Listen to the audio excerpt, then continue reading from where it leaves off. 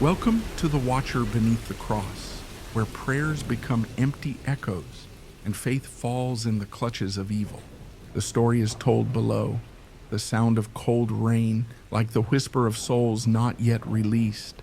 Where are you listening to the story? Is it in a dark room, an empty hallway? Or are you curled up in a blanket trying to shake off the feeling that someone is watching you? What time is it? 11 p.m.? Or is it past midnight when the boundary between the living and the dead dissolves? Make sure you are in a safe place, because the story begins now, and once you enter, there is no turning back. Put on your headphones, take a deep breath, and join me on the journey of Father Elias, priest lost in the darkness, where the light no longer shines. The fog had never lifted from the village of Greystone. It curled around the narrow cobblestone streets like a serpent, clinging to the edges of windows and doors. The people had long grown used to it. They didn't question why the sun never fully shone, nor why the old church bell hadn't rung in over 30 years. Greystone was a place forgotten by time until the letter arrived. Father Elias stepped down from the horse-drawn carriage, his black coat soaked at the edges from the thick mist. He carried with him a worn leather satchel, a rosary, a silver crucifix, and a book bound in faded red, the Liturgy of Exorcism, marked by the Vatican itself. Children peeked from behind shutters as he passed, their faces pale, wide-eyed. He offered a nod, though none returned the gesture. He was used to that.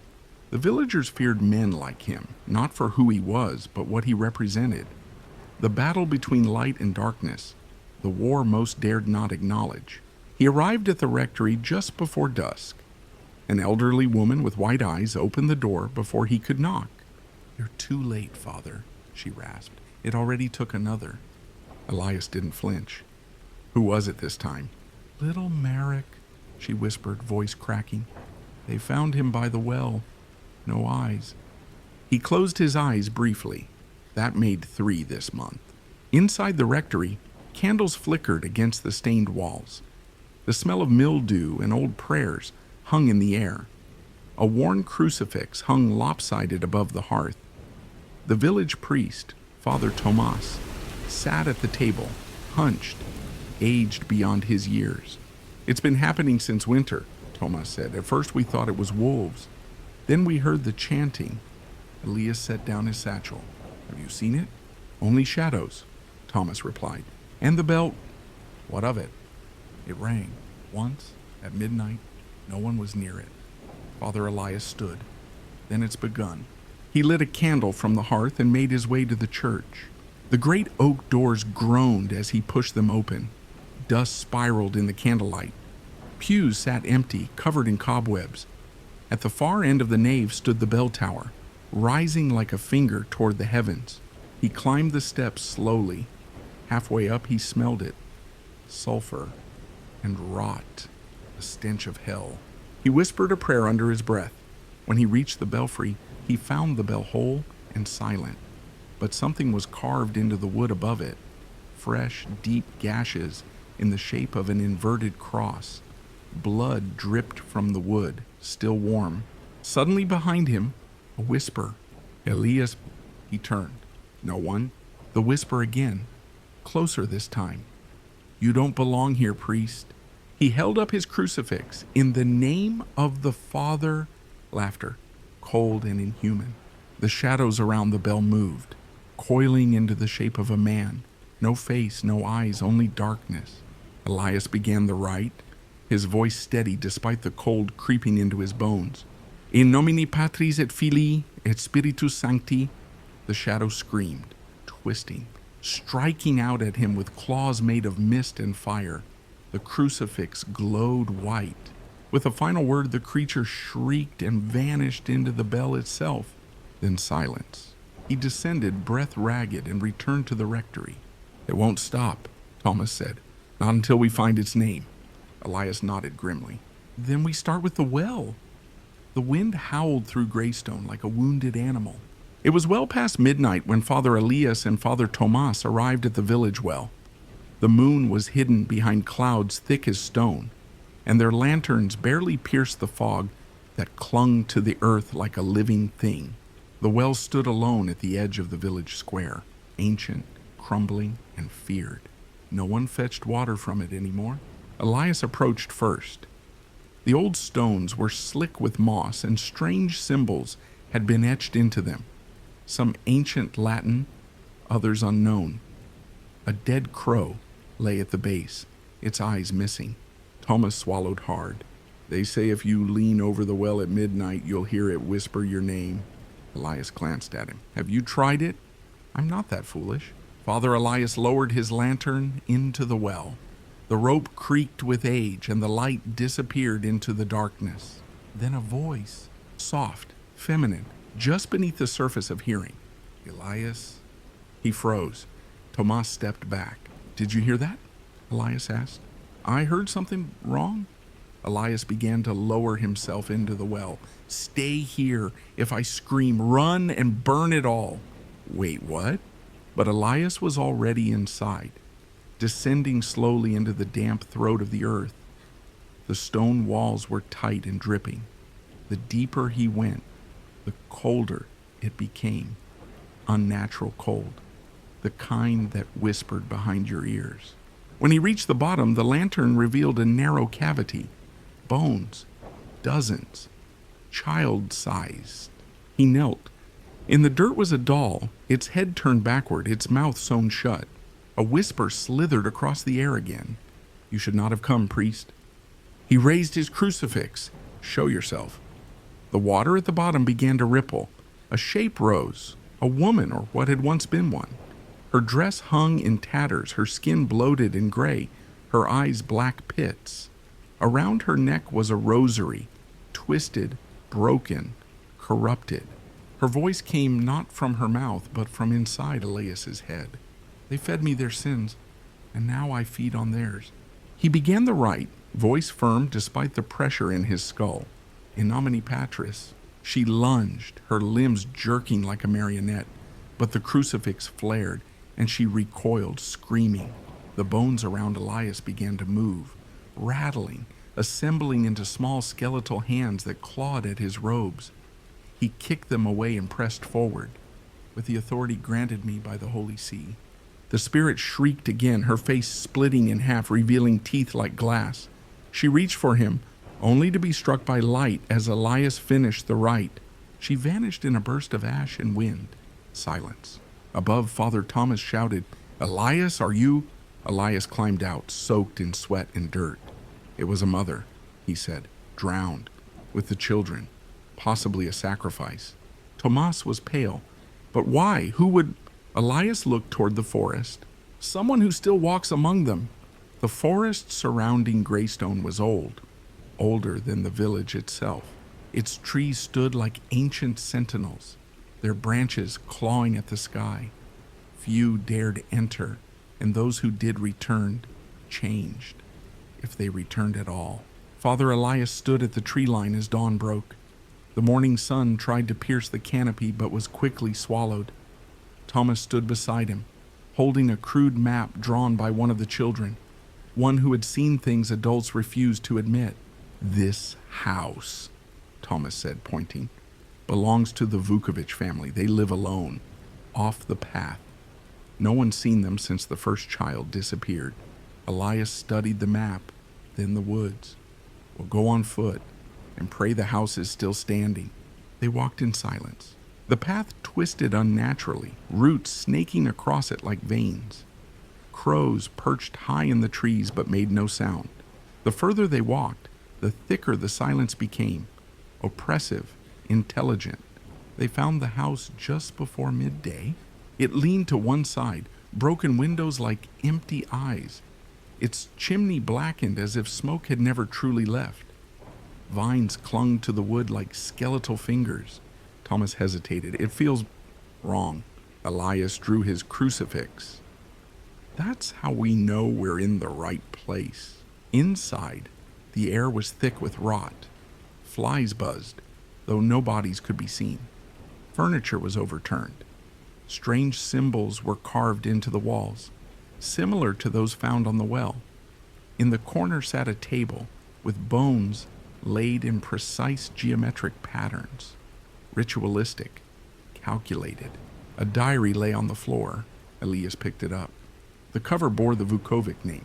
Inside were pages of madness, scribbles, symbols, words scratched over and over. The forest feeds. We obey. He turned a page. They came to us when the earth was still young. They offered safety for a price, and the price was always blood. Thomas whispered, "This is older than Christianity." From the cellar came a sound, a knock, once, then again, and then a child's laugh. Elias moved first. He descended into the dark with only his crucifix and the diary. Thomas followed, trembling. The cellar stank of earth and mold. Along the walls were crude drawings. Children with their mouths sewn shut, trees with eyes, a figure with no face surrounded by flames. In the center was a circle of ash, candles melted into bone holders, and in the middle, a child, no older than 6, sitting, staring, eyes pitch black. "Help me," the child whispered. "Please." Elias approached. "What's your name, child?" The boy blinked. "I had one, but they took it when they gave me to the trees." Thomas gasped. He's not fully here." Elias nodded grimly. "His soul's been fractured, used for communion with something." The child's head snapped toward him. "It's hungry, priest. It wants you now." The candles flared. The shadows deepened. A voice boomed from the walls, deep and ancient. "You dare interrupt the pact?" Elias raised his crucifix. "In the name of Christ." The floor cracked beneath them. A root shot up, coiling around Tomas's leg and pulling him into the earth. He screamed, but Elias couldn't reach him in time. Blood soaked the cellar floor. Elias turned, the child now gone. Only the diary remained, flipped to a final page. The price must be paid again and again until the forest sleeps. He staggered out of the house alone. In the distance, the trees whispered. It rained that night. Not the kind of rain that cleanses, but a cold, bitter downpour that felt like the sky was weeping in rage. Father Elias returned to the church in Greystone alone. His robes were soaked and streaked with Tomas's blood. The bell in the tower swayed gently in the wind, though no one had touched it. Inside the chapel, candle flames trembled. The statue of St. Michael stared down at him with an almost accusing gaze. Elias washed his hands in silence. The water turned pink, then red.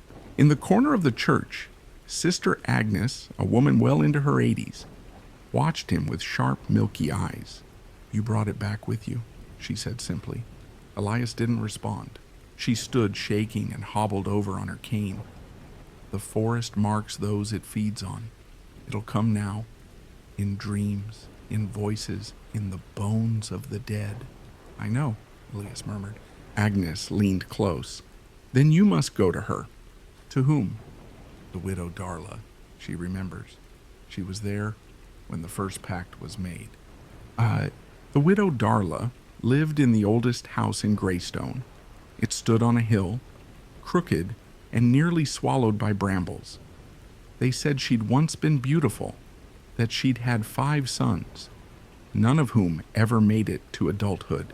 No one visited her. When Elias knocked, there was no answer, just a slow creak as the door swung open by itself. Inside, the air reeked of dried herbs and decay. Dolls hung from the ceiling by their necks. Every mirror in the house had been covered in black cloth. And then he heard it. Laughter. From above. He climbed the stairs. In the attic, she waited. White hair like cobwebs, skin like paper, eyes full of spite. She sat in a rocking chair that moved without sound. "I told them not to wake it," she hissed. "But men are greedy, and the forest listens." Elias stepped forward. "You knew about the pact?" Her smile revealed yellow, rotted teeth. "Knew?" "I was the tongue." He frowned. "What do you mean?" She laughed. "They couldn't speak the old names. Too dangerous, too real. But I could, and I did, for a price." "What price?" She leaned forward. I never buried my sons. They're still out there, watching, guarding the roots. Elias suppressed a shiver. What was the name? The one they feared? She went silent, then whispered, Near Galeth. The walls trembled. A mirror shattered downstairs. Wind howled through closed windows. That name, she whispered, is carved into the bones of this village. Suddenly her eyes rolled back and she began to speak in a guttural, ancient tongue, one Elias didn't recognize. Her voice grew deeper, darker. Venushar Agal Nir Galeth, the rocking chair groaned. Her veins turned black beneath her skin. Elias opened his Bible and began to recite Psalm 91. He who dwells in the shelter of the Most High, the old woman screamed, not in pain, but in joy. Too late, priest. The roots are already awake. The dolls above began to sway. Something moved in the walls. Elias stepped back, but the door slammed shut behind him. The attic door slammed shut and the dolls screamed. Not screamed like children, but like hollow wood grinding against itself. Their button eyes turned to Elias, their limbs twitching. The widow Darla levitated from her chair, her body contorted, bones snapping like dry twigs. Her arms stretched unnaturally, her mouth opening wider than any human mouth should.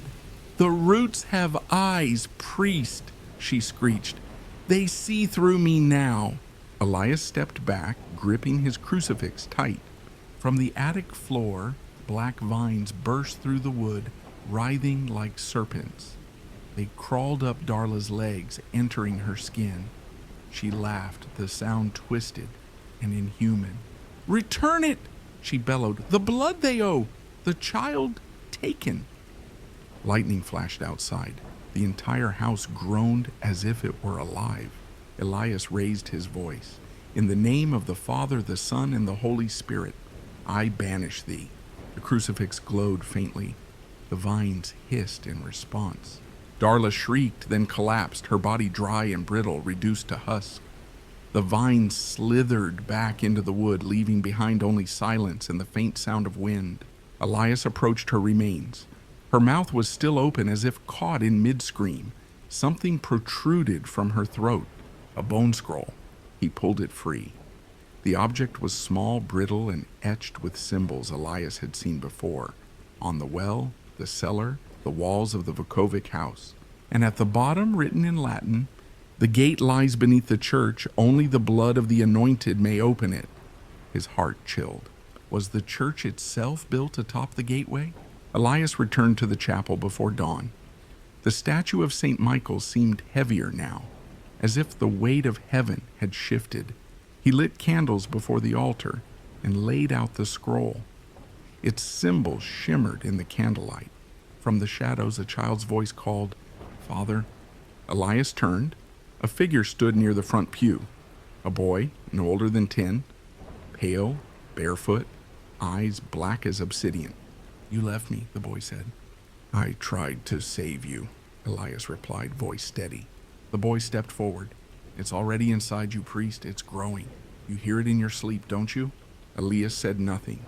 The boy smiled, then disappeared into ash. Behind the altar, Elias found the stone slab. He'd always thought it was just decorative, but now he could see the faint sigil burned into it, the same as on the scroll. With trembling hands, he pressed the crucifix into the center. A click, a rumble. The slab shifted, and then stairs, descending into black. He took a lantern, he took holy water, he took his fear and folded it into faith, and then he stepped below Greystone, into its buried bones. The stairs were older than the church. Carved into stone that seemed to bleed dampness, the steps spiraled downward endlessly. Elias counted the steps in his head to keep focus. After 70, he lost track. The air grew heavy. Every breath he took tasted of mold, of rust, of something feral. His lantern flickered. Shadows danced across the walls, which bore carvings, rows of mouths. Not faces, not skulls, just mouths wide open, some with tongues, others missing teeth. Elias muttered scripture beneath his breath, psalm after psalm. But the deeper he went, the more the verses turned to whispers. Not from him, from the walls. Whispers like, "Feed it, it remembers you. One life for one gate." Elias reached the bottom. The staircase ended in a circular chamber, domed and vast, with walls shaped like rib cages. Stalactites dripped dark water from the ceiling. In the center was a stone altar, ancient and cracked. On it lay a body. Elias approached slowly. His heart thudded, not with fear, but recognition. The body was dressed in priest's robes, black, familiar. And the face, his own, eyes wide open, mouth slack, skin ashen, a mirror of himself yet older, deader. He fell to his knees, clutching the crucifix. "This is illusion," he muttered, "lies of the enemy." From behind him came the clinking sound of chains. He turned. Chained to the far wall were 3 people, a woman, a child, and an old man, all barely alive. Their skin bore the mark, the sigil of Nergaleth, carved into their chests. They looked up at him with hopeless eyes. "Please," the old man croaked, "don't feed it again." Elias stepped back. "What is this place?" The woman spoke, her voice weak. A chapel for the dead god, a place to offer tongues, names, memory. We were taken years ago. No one comes down, only priests." Elias trembled. "Who put you here?" They looked at him, not past him, at him. "You did," the child whispered. The air cracked like glass. Elias staggered backward as the chamber began to shift. The walls twisted, and the mouths began to chant, low and hungry. Tongues for truth, flesh for passage, anointed blood to open. A second altar rose from the floor, this one smooth, polished, ready. He felt it then, a presence in the dark, not physical, not entirely spiritual either. A consciousness, vast and old, pressing against the back of his mind, Nergaleth. And it spoke, not aloud, but from inside him. "Bring the boy, the one marked. Bring me his tongue, and I shall give you the power to purge the rot. One life, one gate." Elias fell to his knees again, whispering, "Deliver me, O Lord, from evil." The vision vanished. He stood once more in the cellar of the church. No stairs, no bodies, no mouths. Only the altar remained, and in his hand the scroll of bone now pulsed faintly. Outside the dawn bell rang. The scroll no longer pulsed, but Elias felt the weight of its message in every breath. He stood in the empty church, morning light filtering through the stained glass like the gaze of a silent god. Birds sang outside, but the melody seemed wrong, like a funeral song played too fast. He spent the day in the village, questioning what he had seen, wondering if the vision had been divine warning or demonic seduction. And then he saw him, the boy, the same child who appeared in the church days ago, alone again, standing near the burned-out ruins of the Vukovic home. No one else saw him. "Who are you?" Elias called. The boy turned slowly, his eyes now soft brown, not obsidian, human. "I'm just Michael," the boy said. "I don't remember anything before the fire." The name struck Elias like thunder. Michael, named after the archangel, the protector, the sword of heaven. Elias crouched beside him. "You have no parents, no one?" The boy shook his head. "Sometimes I hear voices at night. They whisper things. They tell me to hide from the priest." Elias's throat tightened. "Do you know why?" Michael looked down, lifting the sleeve of his ragged shirt. On his arm was a birthmark, circular, twisted, identical to the sigil on the scroll. The mark, Nergaleth's claim? Elias froze. A memory surfaced, buried deep. A fire in another village, a crying child in the ruins. A choice. He had carried the boy away. He had named him. He had forgotten. Now the boy had returned, the marked child. But if Nergaleth wanted Michael for sacrifice, what would happen if Elias defied that will? What if he protected the boy? Back in the church, Elias knelt and prayed for hours. The scroll lay before him, silent now, but the room felt watched. Each candle's flame flickered toward the east wall, as if pulled by something unseen. That night, Elias kept Michael in the rectory. He locked the doors. He armed himself with relics, crosses, water blessed by 3 bishops. Still the dreams came. In them, the boy floated above the altar, his mouth sewn shut. Demons circled the church like vultures. The altar bled. The scroll burned. He awoke to whispering outside his window. Not voices, a chorus. He stepped outside. The graveyard was full of villagers, the dead villagers, the Vukovics, Darla, even Father Tomas, who had died 3 years ago. They stood in perfect silence facing the church, waiting. Elias raised his crucifix. "Begone, foul things, return to the pit." They did not move. Then they spoke as one. "Give us the marked." Elias shouted, "He is under my protection." The wind howled, their eyes bled. "Then you will burn in his place." The vision faded again, just fog and gravestones now, but the threat remained. Michael slept peacefully, but Elias no longer did. He realized now Greystone had made its choice, and soon he would have to make his. Elias did not sleep. He sat by Michael's door all night, rosary wrapped tight around his hand, the silver cross cutting into his palm every time his grip tightened. The whispers from the dream still rang in his ears. "You will burn in his place." The boy stirred at dawn, peeking through the cracked wooden door.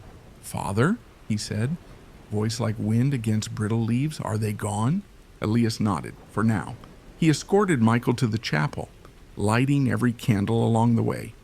The scroll of bone sat on the altar again, though Elias swore he hadn't touched it. It had moved on its own. He needed answers.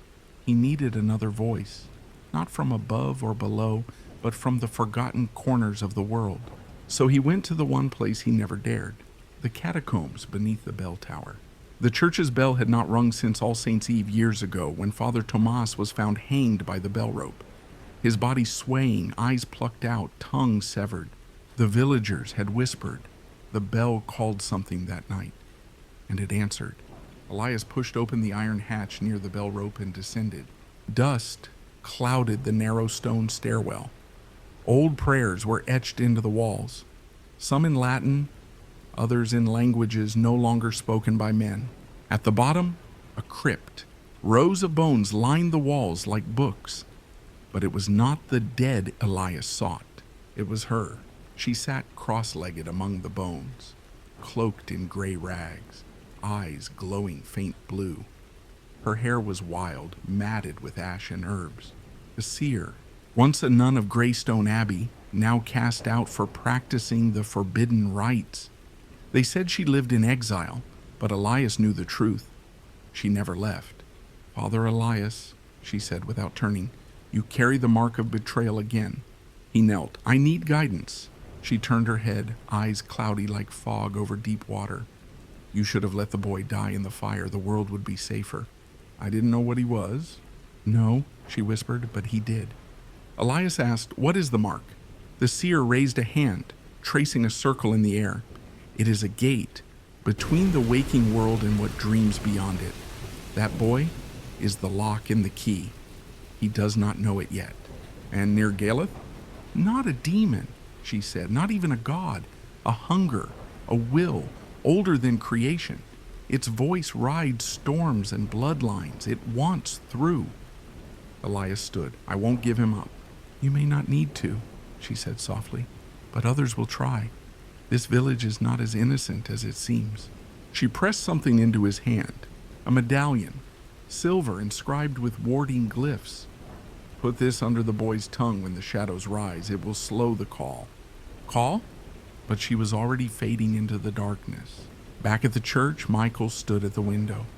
"They're coming again," he said, pointing. The fog outside swirled unnaturally. Within it were shapes not fully human. And from the bell tower above, the bell rang by itself. The bell tolled 12 times. Each ring shook the foundations of the church.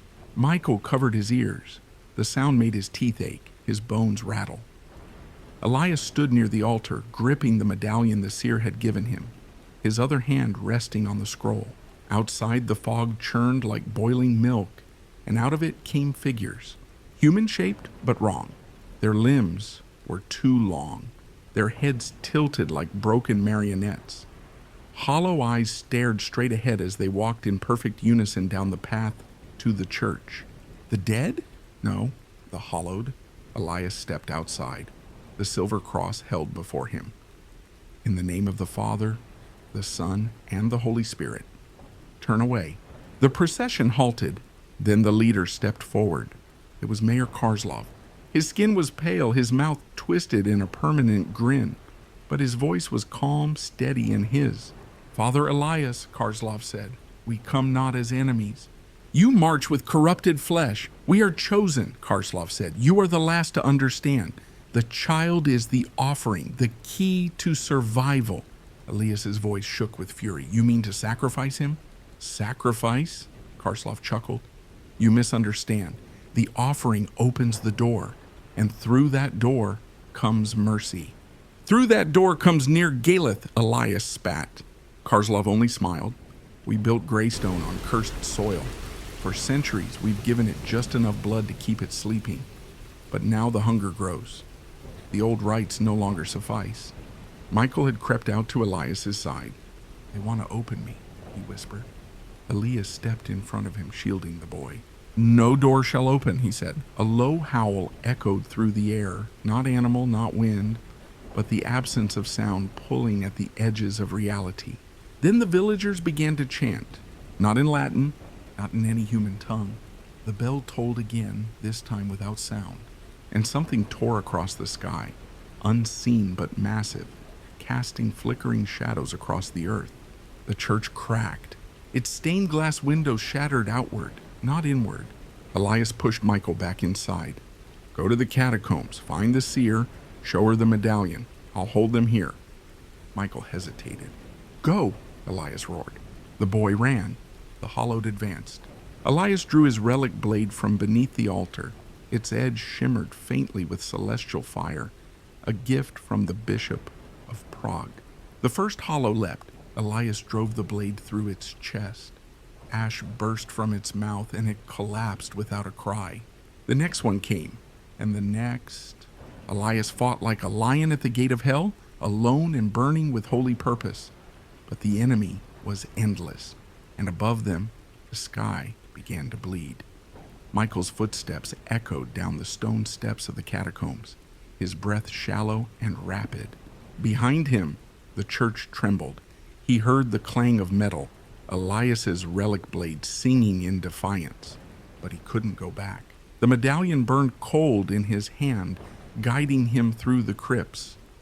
Bones lined the walls like forgotten prayers, and faint whispers curled between the shadows, whispers that knew his name. Michael, open. You are the gate. He found the seer crouched in a pool of candlelight, humming a lullaby that twisted at the end like a broken music box. She looked up. You ran too late. Michael offered the medallion. Her face softened. He still fights. Can you help him? Michael asked, trembling. She nodded, but slowly. There are bindings older than angels, child. I can break one, but only one. She rose and approached the far wall of the catacombs, a mural of angels and demons locked in battle. But as she touched it, the paint peeled away to reveal a second layer, a secret. Hidden beneath the holy story was something older, a sigil carved into the stone, bleeding faint red. Michael stepped back. What is that? Greystone's true origin, she said. This land was once a temple to what dwells beneath. When the first church was built, they buried it, but not well. She placed Michael's hand against the stone. It pulsed. The sigil responded, glowing red like an ember. You carry its blood, the seer whispered. That's why they need you. You're not just the key, Michael. You're a descendant, its vessel. Michael staggered back. No, I'm not one of them. You're not, she said. You're the chance to end it. Then the earth shook. Dust fell from the ceiling. Screams echoed through the tunnels. The seer turned to him. He's falling. Elias cannot hold the gate alone. We must act now. She handed Michael a dagger. Simple, old, but inscribed with runes that shimmered with holy oil. You must climb the bell tower, she said.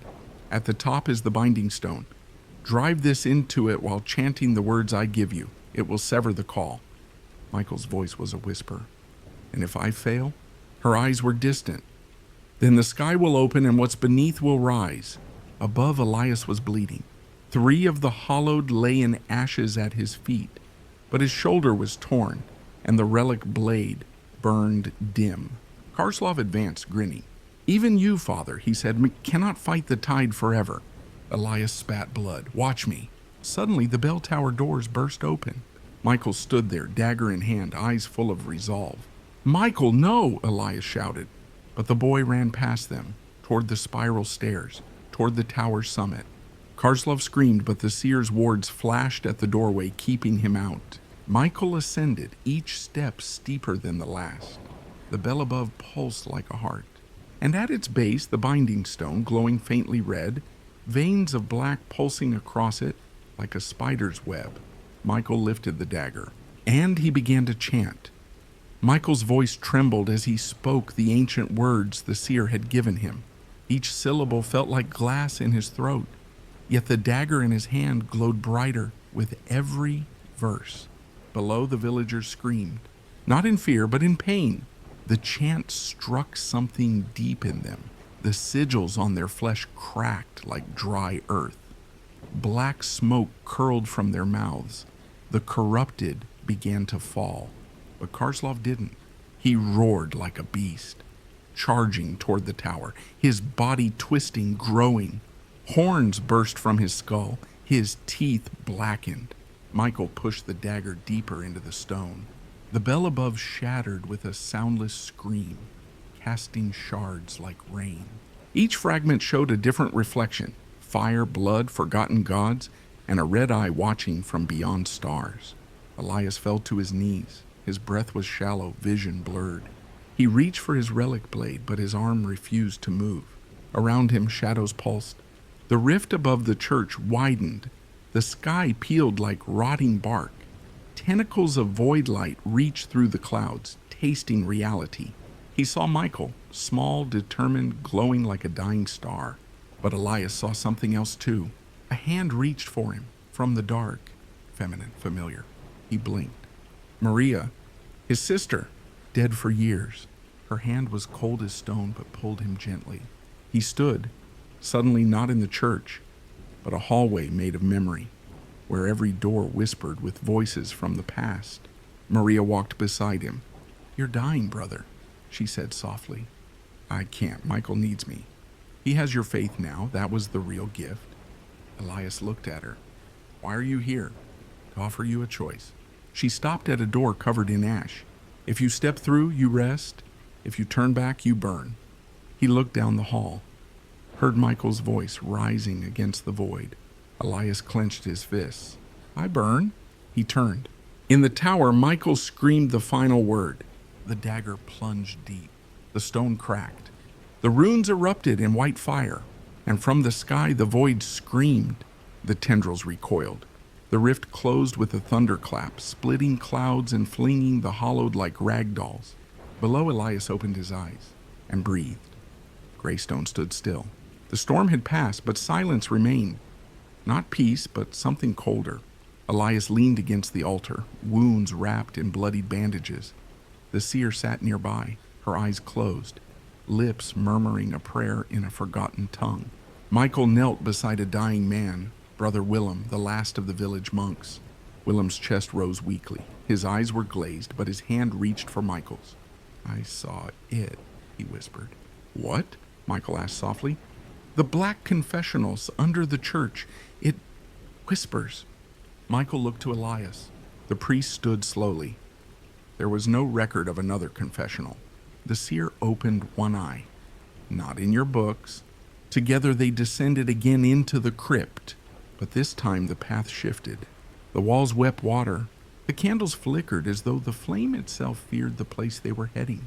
And there it was, hidden behind a crumbling arch, a second confessional booth, made not of oak, but stone black as pitch, carved with symbols that moved when stared at too long.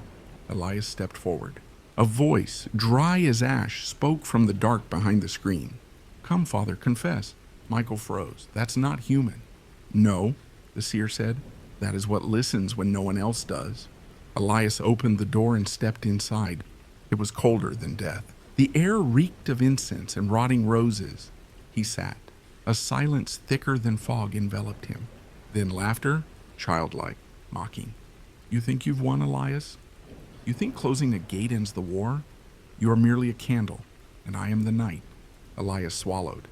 What are you? The voice changed. Old, then young, male, then female, as if it couldn't decide who it wanted to be. I am the weight of your guilt. I am the scream behind your silence. I am what you fed when you turned your back on her. Elias froze. Maria? The voice cooed. You let her go to the well. You knew it was cursed. He shook his head. I was 10. I didn't know. You knew enough, and now you wear the collar to hide it. You were never saving souls. You were running from them. The booth rattled. The walls cracked. And then a soft knock. Elias looked down. A little hand pressed against the inside of the wall. Maria's hand, but not as he remembered. This one was skeletal, rotting, still reaching. Outside, Michael tried to open the door, but the stone had sealed shut. Seer, he's trapped. He must choose, she whispered. Redemption or damnation. Inside, Elias stared at the hand. The voice whispered again. You can join her, be forgiven. Just open the wall, or walk away again and lose her forever. Elias wept. Then he stood and whispered, not today. He raised his relic blade and stabbed it into the floor of the booth. The confessional exploded in black fire. Screams filled the church. When the smoke cleared, Elias stood amid ashes. The booth was gone. So was the voice. Only one thing remained, a tiny, crumbling rosary lying at his feet. The rosary Elias found was more than a relic. Each bead bore a number. Together they formed coordinates, a place not on any modern map. The seer called it by its old name, Corvin's Hollow, a place where light went to die. Elias, Michael, and the seer traveled for 2 days through twisted woods and cold marshes. The further they went, the quieter the world became. No birds, no wind, only the sound of branches cracking behind them, though nothing was ever seen. When they reached the edge of the valley, mist curled at their feet like fingers. The trees ended abruptly, revealing a sunken village, half buried in earth and overgrown with thorned vines. A crooked sign hung above the gate. Welcome to Corvin. Michael read it aloud. No one's lived here in centuries, the seer murmured. Not alive, no. They entered the village slowly. The houses leaned like tired ghosts. Wind chimes made of bone clattered softly in the breeze. At the center stood an old schoolhouse, windows boarded, the bell cracked in two. And then they heard it, laughter, high-pitched, childlike. It echoed through the mist. Michael turned pale. Children? Elias nodded. Or something pretending to be.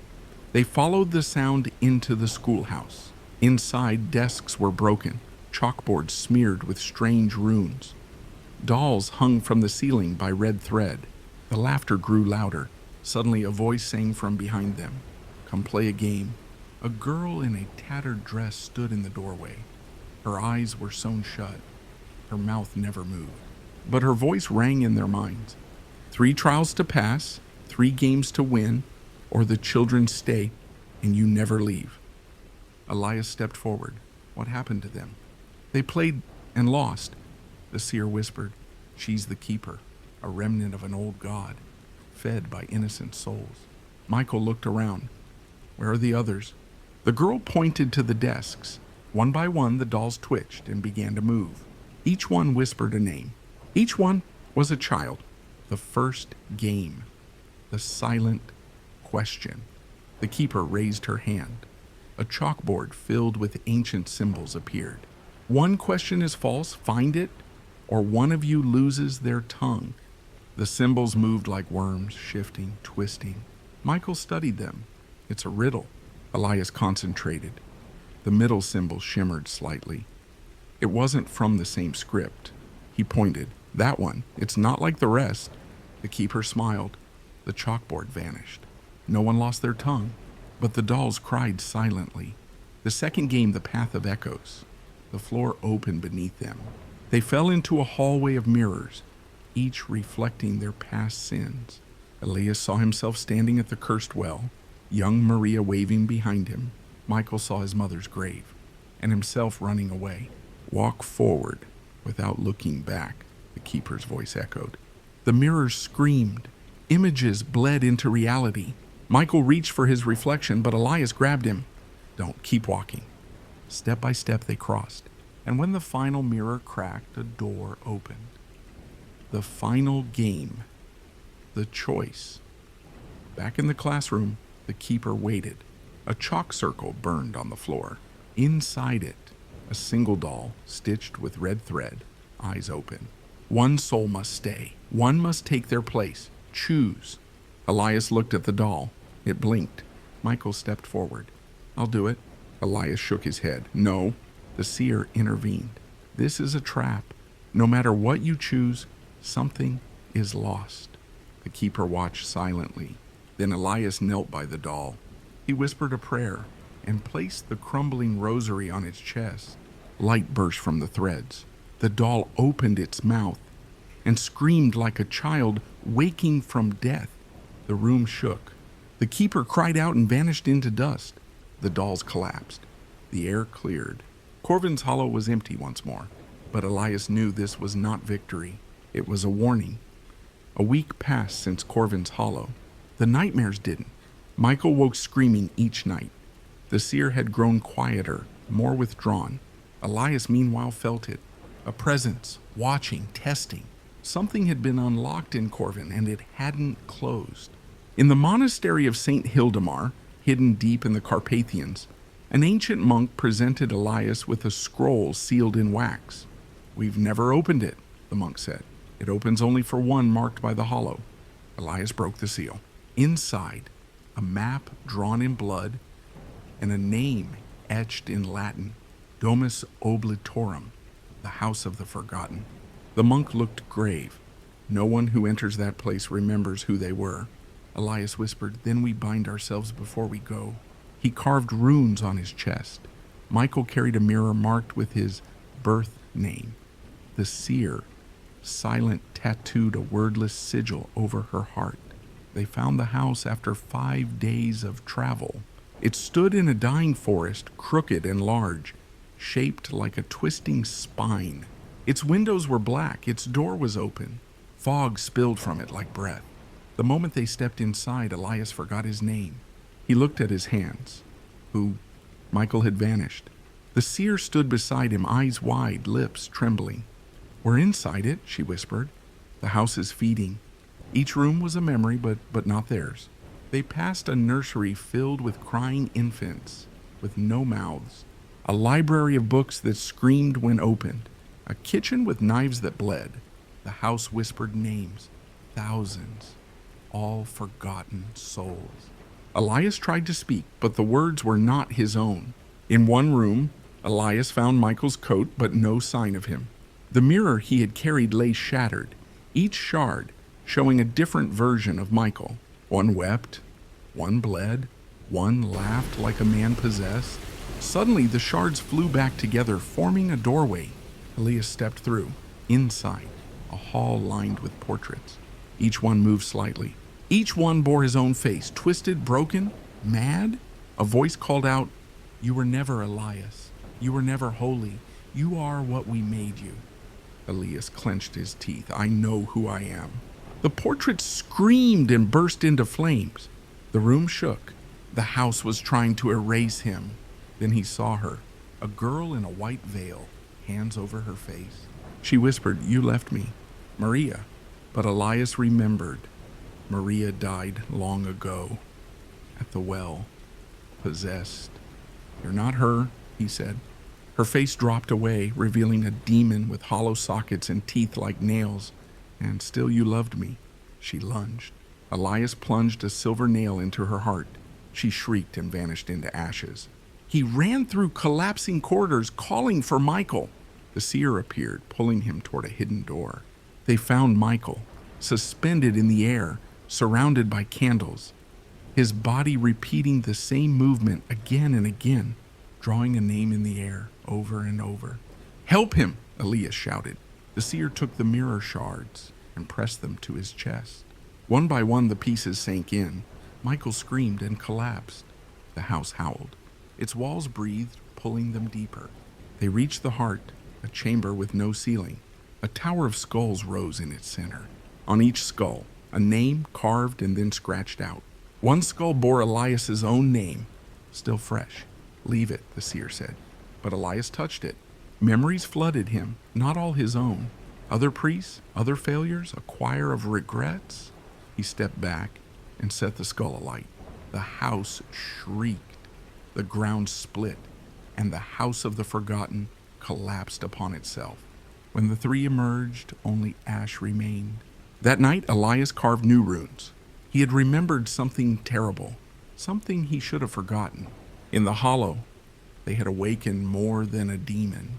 They had disturbed a pact older than sin. The sun had not risen in Griesfeld for 17 days. The villagers said it was cursed. They whispered of a saint buried in the lake, chained in stone, whose prayers once healed the sick, until he began demanding sacrifices. When Elias arrived, he found a village in shadow. The trees drooped, the well ran dry, and everyone, even children, had scarred wrists. They were greeted by a woman named Elsha. "We've kept him sleeping," she said, but he's hungry again. She led them to the lake, black, unmoving, covered in mist. In its center stood a stone shrine, half sunken, shaped like a man praying beneath the water. Michael stepped close to the shore. A whisper echoed, "Your blood remembers me." He staggered back. The seer went still. "He's not a demon," she said. "He's worse." That night the villagers held a procession. They sang hymns in a language Elias did not recognize, harsh, clashing, old. At the end they cast a goat into the lake. It sank instantly, no ripples, no splash. Only silence. "Won't be enough this time," Elsha said. Later, Elias questioned the oldest man in town, a former priest, blind and half mad. The old man rasped. He was once holy, Saint Gorham, a miracle worker, but the dead began to rise and walk to him, and he welcomed them. He said they came not for forgiveness, but for judgment. So he built an altar at the bottom of the lake and waited. We've fed him since. Elias stood at the lake's edge as the moon rose. He began the rite of unbinding, but before the third verse, the lake moved. The water churned violently, parting in a spiral. From its depths rose a man in robes of blackened gold, bound in iron, his face covered by a bronze mask. Chains rattled. His voice boomed like thunder underwater. "Why do you wake me?" Elias stood firm. "Because your name was once holy, and now it's blasphemy." The saint laughed, a sound like breaking bones. "I judged the unworthy. I purified them in my womb of silence. You would unbind me, then face what I have seen." A wave of vision struck Elias. A burning church, a woman screaming inside a mirror, a child stitched shut, and at the center St. Gorham, kneeling in blood, whispering prayers backward. Michael collapsed. The seer began to bleed from her eyes. Elias stabbed his silver cross into the earth. The vision stopped. The saint screamed. The lake began to freeze, not from cold, but from rejection. "Let him sink," Elias commanded. But Gorham laughed again. "You cannot kill what is worshipped." From the woods came villagers, their eyes glowing faintly, chanting. They had been feeding him not out of fear, but devotion, a cult in disguise. They surrounded Elias. The seer whispered, "We must destroy the shrine." Michael, dazed, ran toward it. Elias followed, through mud and blood and whispers. Michael reached the shrine and drew the mirror once more. This time, instead of his own reflection, it showed St. Gorham's face, cracked, weeping black tears. He smashed it against the shrine. A blinding light burst forth. The lake screamed. Gorham roared in agony as the chains ignited in fire. "I was mercy," he bellowed. "You were delusion," Elias shouted, and with that, the shrine crumbled, dragging Gorham back beneath. The waters sealed over. The villagers fell silent, their eyes cleared. The next morning, the sun rose for the first time in 17 days, but Elias stood apart. He had seen something in those visions, something old, Not a saint, not a demon, but a watcher, and watchers never forget. They came upon it by accident. A narrow path through the woods, fog heavy as wool, led them to a crumbling iron gate. Vines wrapped around it like veins. Above the gate, carved into rusted metal, "Speak no names, dig no graves, burn no light." Michael swallowed hard. Why would anyone build a cemetery with no names? The seer stepped forward, eyes clouded. Because the ones buried here never belonged to the world. Inside, the graveyard stretched endlessly, its borders swallowed by fog. There were no headstones, only uneven earth, mounds like something struggling underneath. Crosses were inverted, some made of bone, and scattered across the soil. Teeth, lots of them. Elias murmured a blessing, but the wind howled back in a voice not his own. You walk where silence was bled. A chapel stood at the center, old, rotten, black wood. Its door hung open, inviting or daring. Inside, candles burned, but the wax melted upward toward the ceiling. Michael touched one. His skin burned. From the shadows, a child's voice whispered, "They keep digging me up." The seer turned pale. One of them is still aware. Elias drew his cross and entered the lower crypt. In the crypt, there were coffins stacked to the ceiling, all nailed shut, and on each one a word scratched violently, "Forgotten." The air reeked of mildew and iron. Suddenly, a coffin fell open. A corpse sat up. No eyes, no tongue, but it screamed anyway. The scream shook the bones of the chapel. Michael shouted, "It knows us!" Elias stepped forward, holy water in hand. He whispered a psalm. The creature twisted, shrieked, and collapsed, but more coffins began to rattle. The seer screamed, "We must find the first grave!" They descended deeper, through tunnels where roots bled, where prayers melted mid-sentence, and then they saw it. A grave dug into the stone itself, wrapped in chains and sealed with ash. On it was carved, "Here lies the one who refused death." Suddenly a heartbeat echoed, slow, steady, wrong. The ground split. A pale figure crawled out, blind and ancient, mouth sewn shut, but smiling. "He never died," Elias whispered. "He chose to rot awake." The creature opened its stitched mouth, not with flesh, but will. A voice poured into their minds. "You do not belong here, but you belong to someone. I smell him on you." Elias froze. Michael gasped. The seer wept. "The watcher knows you," it whispered. Then it lunged. They fought, not with blades, but with truth. Elias spoke his sins aloud. Michael screamed the name of the child he failed to save. The seer admitted what she saw in the mirror. Herself, older, monstrous, laughing. With every confession, the creature shrieked and weakened. Its skin peeled like parchment. Elias pressed his cross to its chest. "You are not death, you are fear of it." The creature wailed one final time, then crumbled into ash. Outside, the fog lifted. The graves turned to soil. The iron gate snapped in two, but something remained beneath. A marking on the crypt wall, a circle, a triangle inside, and an eye at the center. Michael stared. "You've seen that before." The seer whispered, "It's a seal from before the church, before language." Elias turned away. He now knew they were being led not by chance, but by design. The road curved back toward stone hills, and Elias's face tightened. He recognized the silhouette in the distance, the Hollow Mercy Monastery. It had once been a beacon of faith. His first vows were spoken there, but it had been abandoned for 2 decades, after a fire claimed half the brothers. No one ever came back, and yet now, smoke rose from its bell tower. "Something is ringing the bells," Michael said. "There's no wind." The seer held her head. "I hear weeping, but it's inside the walls." They approached at twilight. The monastery stood silent. Its stained glass windows shattered, stone blackened with soot. The great doors were ajar. As they stepped inside, the bells rang again, louder, deeper. The sound vibrated the bones in their chest. Elias whispered, "This bell hasn't rung since Brother Samuel died in the fire." Michael asked, "Is that who's ringing it now?"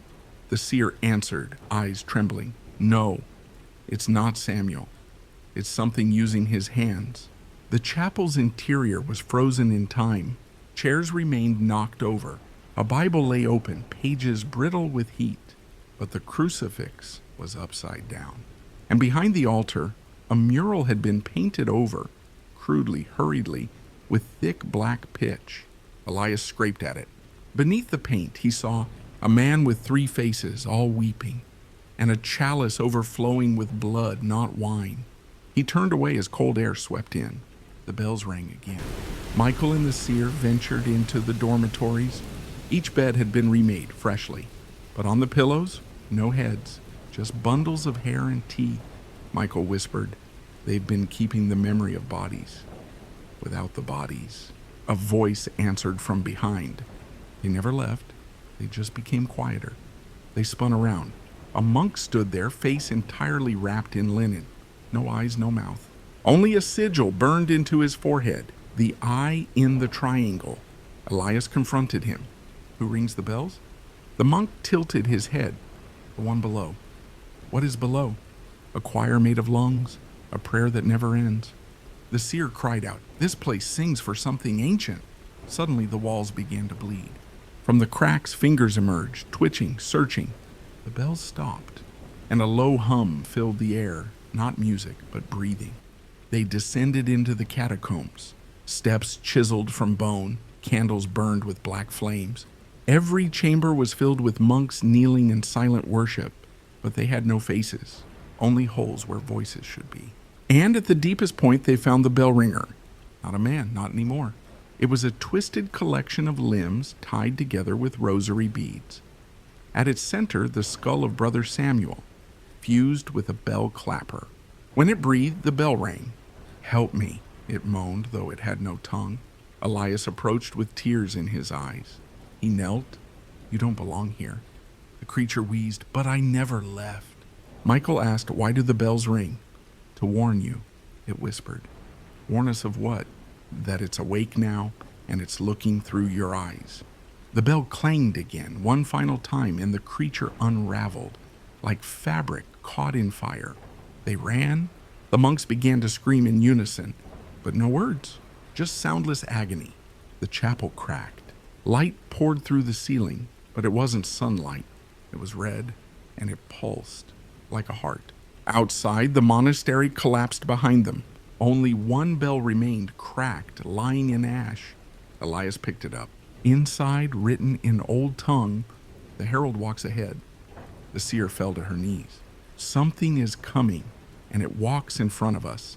The road turned barren. Trees shriveled into silhouettes. No birds, no wind. Only dust that floated without ever falling. Michael looked ahead. "There's nothing on the map here." Elias replied, "Exactly." The seer pointed, "But there's a village, hidden behind the dust." As they approached, the air thickened. The world grew colorless, and then it emerged, Grenthal. A village no one remembered, with no signposts, no sound, only the crumbling skeletons of homes, and something watching from behind windows with no glass. They walked through the empty streets. Chalk-white ash coated the ground, and the walls, they weren't just burned. They were carved with hundreds of small childlike hands pressed into the soot. Elias read the scorched markings. It was us. We called him. We promised our breath. Now he breathes for us. Michael muttered, "They gave up their souls." The seer closed her eyes. No, they gave up their children. In the center of the village was a fountain. It no longer ran with water. Instead, a steady stream of white powder flowed from a cracked cherub's mouth. The dust shimmered faintly in the air, never touching the ground. "That's not dust," Elias said. "It's bone, pulverized." Suddenly a bell rang in the distance, but not a bell for time. It sounded like a bone being snapped, again and again, growing faster. Then a cry, a child's voice. "Papa?" They turned and saw nothing, but the ash at their feet moved. From the dust rose a figure no taller than a child, but it had no face, just a smooth surface where eyes and mouth should be. It reached out with tiny hands, cracked, chapped, and broken. The seer whispered, They're still here, but not as they were. Elias stepped forward. What do you want? The faceless child paused. Then without sound, it sank back into the ground, leaving behind a tiny wooden toy horse. It began to rock on its own. Michael looked up. There's someone watching us. Above them, from the broken rooftops, figures leaned. Dozens, hundreds, all with faces missing, all staring. Then one of them jumped, but it didn't land. It floated upside down, hovering inches above the street, its body twisted, joints bending wrong. Then it spoke with dozens of voices at once. We made room for him. Will you? Elias clutched his crucifix. Who is he? They responded. The one who feeds on memory, the one who sits where fathers once slept. The floating figure began to crack. Its limbs snapped without pain. From within, insects poured out. Black beetles with pale human faces. The seer screamed. Michael lit a flame and cast it at the creature. It burst into a puff of dust. But it laughed as it vanished. He already knows you. You left your shadows behind. The group fled to the village church. Its doors were nailed shut with human teeth. Elias tore them open. Inside, the altar was inverted. The pews burned, melted into the walls. Behind the altar, a figure waited, a priest, still wearing vestments. But he was stone gray and covered in writing, prayers carved into his skin. He opened dead eyes. Father Elias, he croaked. Elias stared. Brother Marnin? You shouldn't be here. We were warned something is coming. It's already here, Marnin whispered. Grenthal is just its mouth. It's feeding still, and you walked right into its throat. Suddenly the walls melted into dust. Voices screamed. Elias grabbed the others and ran. As they reached the edge of the village, the air snapped. Grenthal vanished behind them like it had never existed. Just a blank field remained. No buildings, no bones. Only the toy horse still rocking. They walked in silence. The toy horse no longer rocked, but in Michael's pocket, it pulsed, faint, like a heartbeat. How far are we from the next village? He asked. Elias checked the map, but the paper was blank. No roads, no rivers, just an empty sheet with the faint scent of sulfur. The seer looked up. We're not moving forward, we're looping. They had walked through the same grove 4 times. Same crooked tree, same dead crow, same whisper in the wind. You forgot something.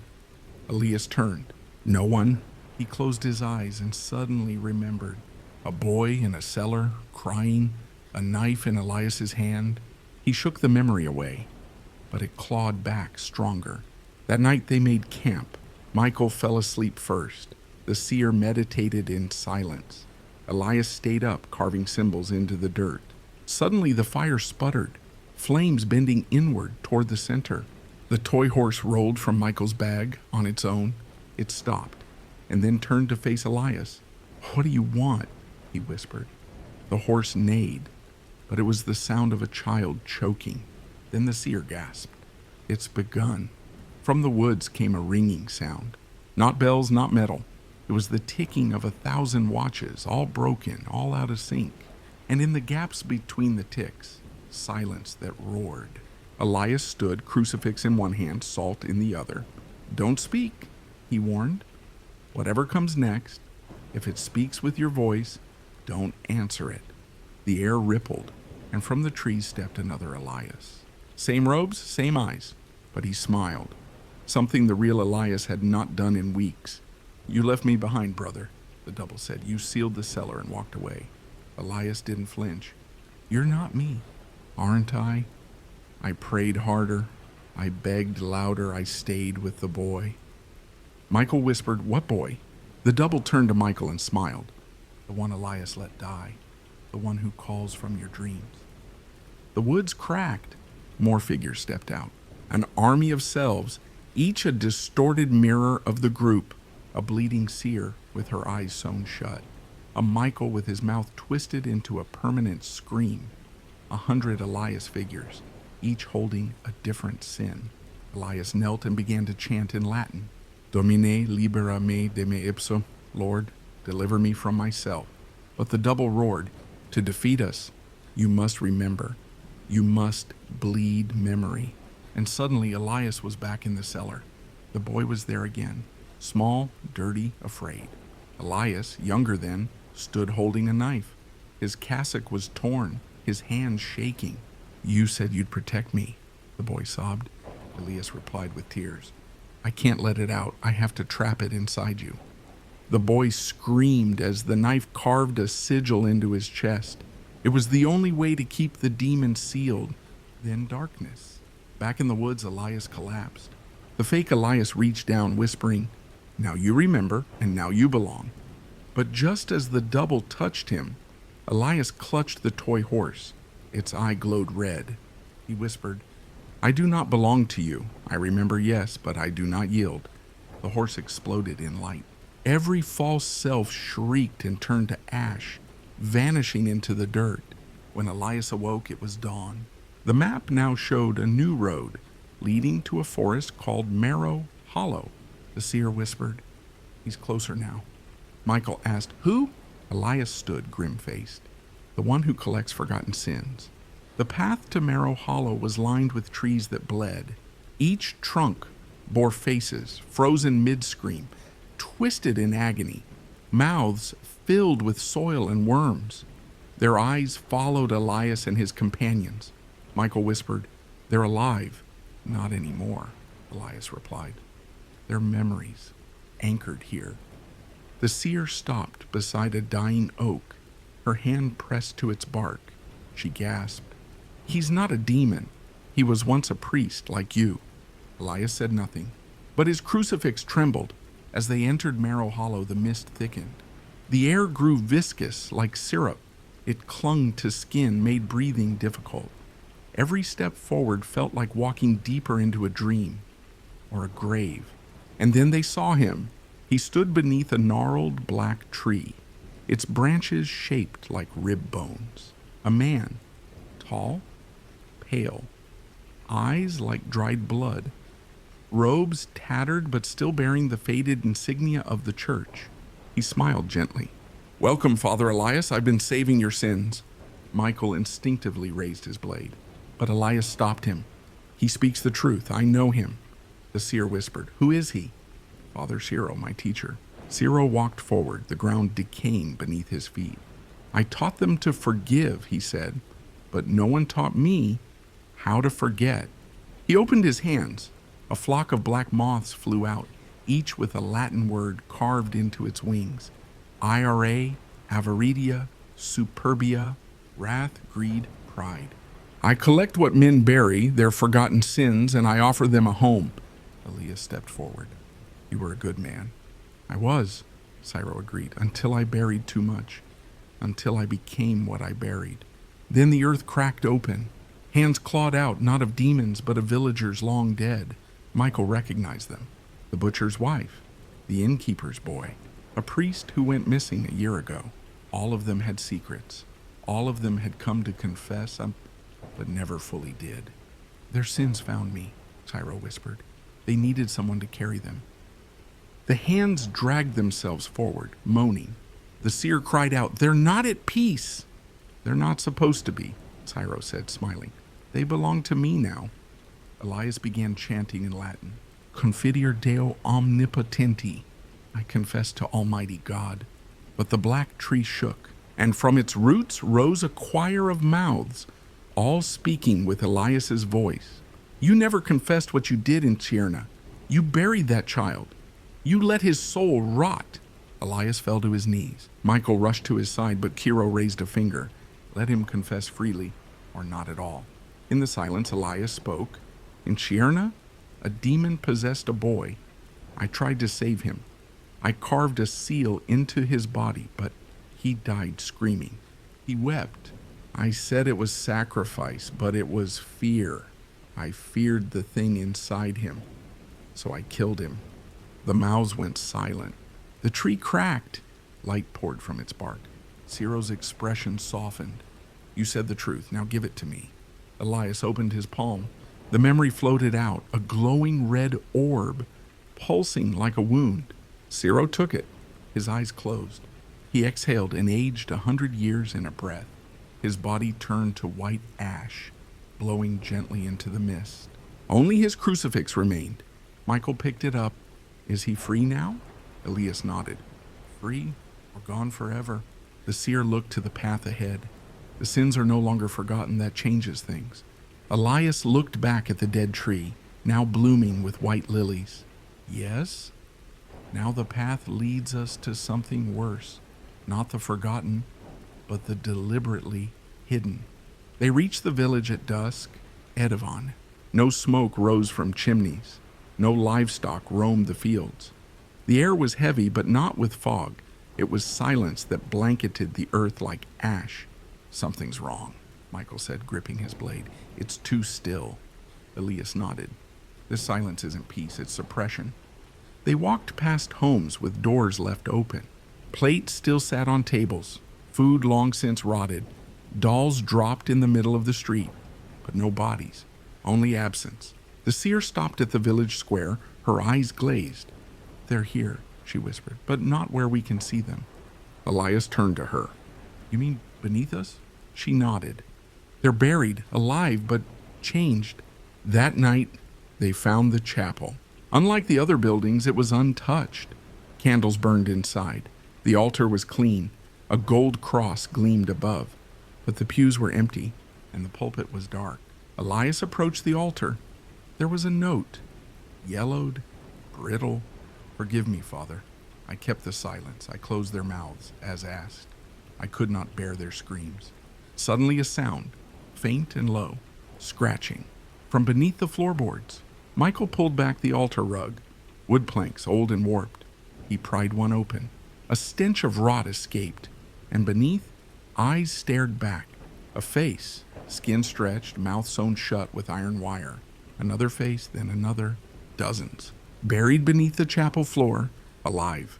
God help us, the seer breathed. Elias knelt, horrified. Who did this? Then a voice. I did.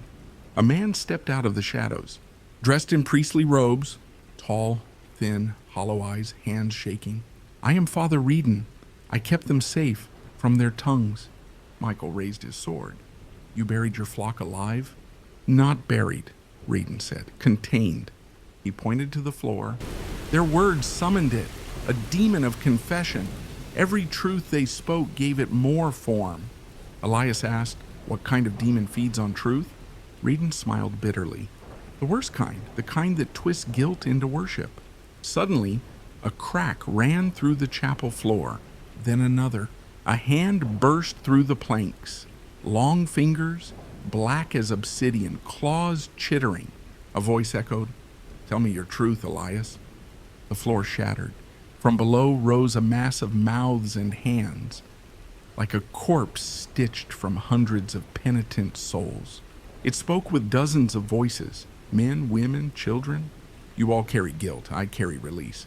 Michael charged, sword flashing, but the creature caught him mid-swing, twisting his arm back. He screamed. The seer tried to blind it with light. It only laughed. Only Elias remained standing. Redden fell to his knees. I couldn't let them speak. I knew it would hear. I thought, if they stayed silent, it would die. Elias approached the demon. You want truth? I'll give it to you. He opened his shirt. On his chest, the burned seal of Shirna. Faint, scarred, still warm. I failed the boy. I failed Kiro, and I carry it, but I will not give it to you as worship. He took out his crucifix, plunged it into the seal. It burned white hot. The demon shrieked. You do not confess to be free. You confess to hold yourself accountable. The creature exploded into ash. The voices stopped. The buried villagers were pulled out one by one, some still alive, some beyond help. Redden stood in the ashes of his chapel, weeping. Elias turned away. Silence isn't salvation, it's damnation in disguise. As they left Edivane, the seer asked, How did you know that would work? Elias answered quietly, Because I know what it means to lie to yourself, and I know what it costs to stop. Ahead, the sky began to darken again, but the silence behind them was broken, not by screams, not by whispers, but by honest prayer. The village of Velgrith sat on the edge of a dead forest, its trees bent inward like grieving mothers. They arrived at midday. For the first time in weeks, laughter echoed. Children ran in the streets. Smoke rose from chimneys. A butcher waved from his stall. A woman offered them fresh bread. "Welcome, travelers," she smiled. "You came just in time. Tonight is the Feast of Mercy." Michael glanced at Elias. "This place feels wrong." "Too normal," Elias replied. "Too clean." The villagers had no shadows. That night a long table was laid in the village square. Candelabras burned. Plates of meat and bread steamed. Wine flowed. The whole village gathered, smiling, radiant, eyes too wide. A woman in red stood and raised her glass. "To the feast, to mercy!" The villagers cheered. Elias did not eat, neither did the seer. Michael touched nothing. They watched. A girl leaned toward Elias. "You must eat," she whispered. "If you don't, it will notice." "What will?" Elias asked. But the girl only stared past him. Elias turned. A tall, faceless figure stood beneath the bell tower, its robe dripping black, its head cocked, watching. The seer whispered, "It's a mourner shade, a memory feeder." "How do we fight it?" Michael asked. "We don't," she said. "It doesn't harm the body. It devours identity." Elias asked the girl, "What happens if I eat?" "You forget, just a little at first. And if I don't, you remember too much, and then it feeds anyway." The seer nodded grimly. "This feast is a trap, a ritual. They're not celebrating. They're being consumed." At midnight, the villagers began to hum, a low, haunting tone, like a lullaby sung by the dead. One by one, their eyes turned white. The woman in red's mouth opened unnaturally wide. Her tongue writhed like a serpent. "We feast that we may forget. We forget that we may be free." The mourner shade stepped forward. The air grew cold. Elias stood. "I remember." The mourner froze. "I remember every soul I failed, every scream I silenced, every demon I was too late to stop." He drew a dagger, slashed his palm. Blood fell onto the ground. "Come, shade, feast on my truth." The creature lunged. It reached for Elias, but the blood on the earth began to glow. Each drop flared like a candle. Memories rose from it, not just Elias's, but those of the villagers, the seer, Michael. A chorus of broken moments, pain, joy, grief. The mourner shrieked, not in triumph, but in agony. "Too much, too much." It collapsed into black ash, the shadows it stole rushing back to their owners. The villagers screamed as their memories returned. Some wept, some ran. Some simply fell to their knees, clutching their heads. The seer looked to Elias. "You used pain as a weapon." He nodded. "Memory isn't meant to be sweet. It's meant to be real." They left Velgrith at dawn. Behind them, the feast table still stood, abandoned, rotting. And in the wind, only one voice remained. "We feast, so we may forget." The storm came at dusk. Wind like knives, trees bent backward. They stumbled upon it by accident. A stone chapel in the middle of a clearing, half buried in moss and fog. It had no windows, no door, and no cross. Just a bell hanging from the peak, unmoving. Michael frowned. A chapel with no entrance? The seer traced her fingers along the stones. No, this wasn't built for prayer.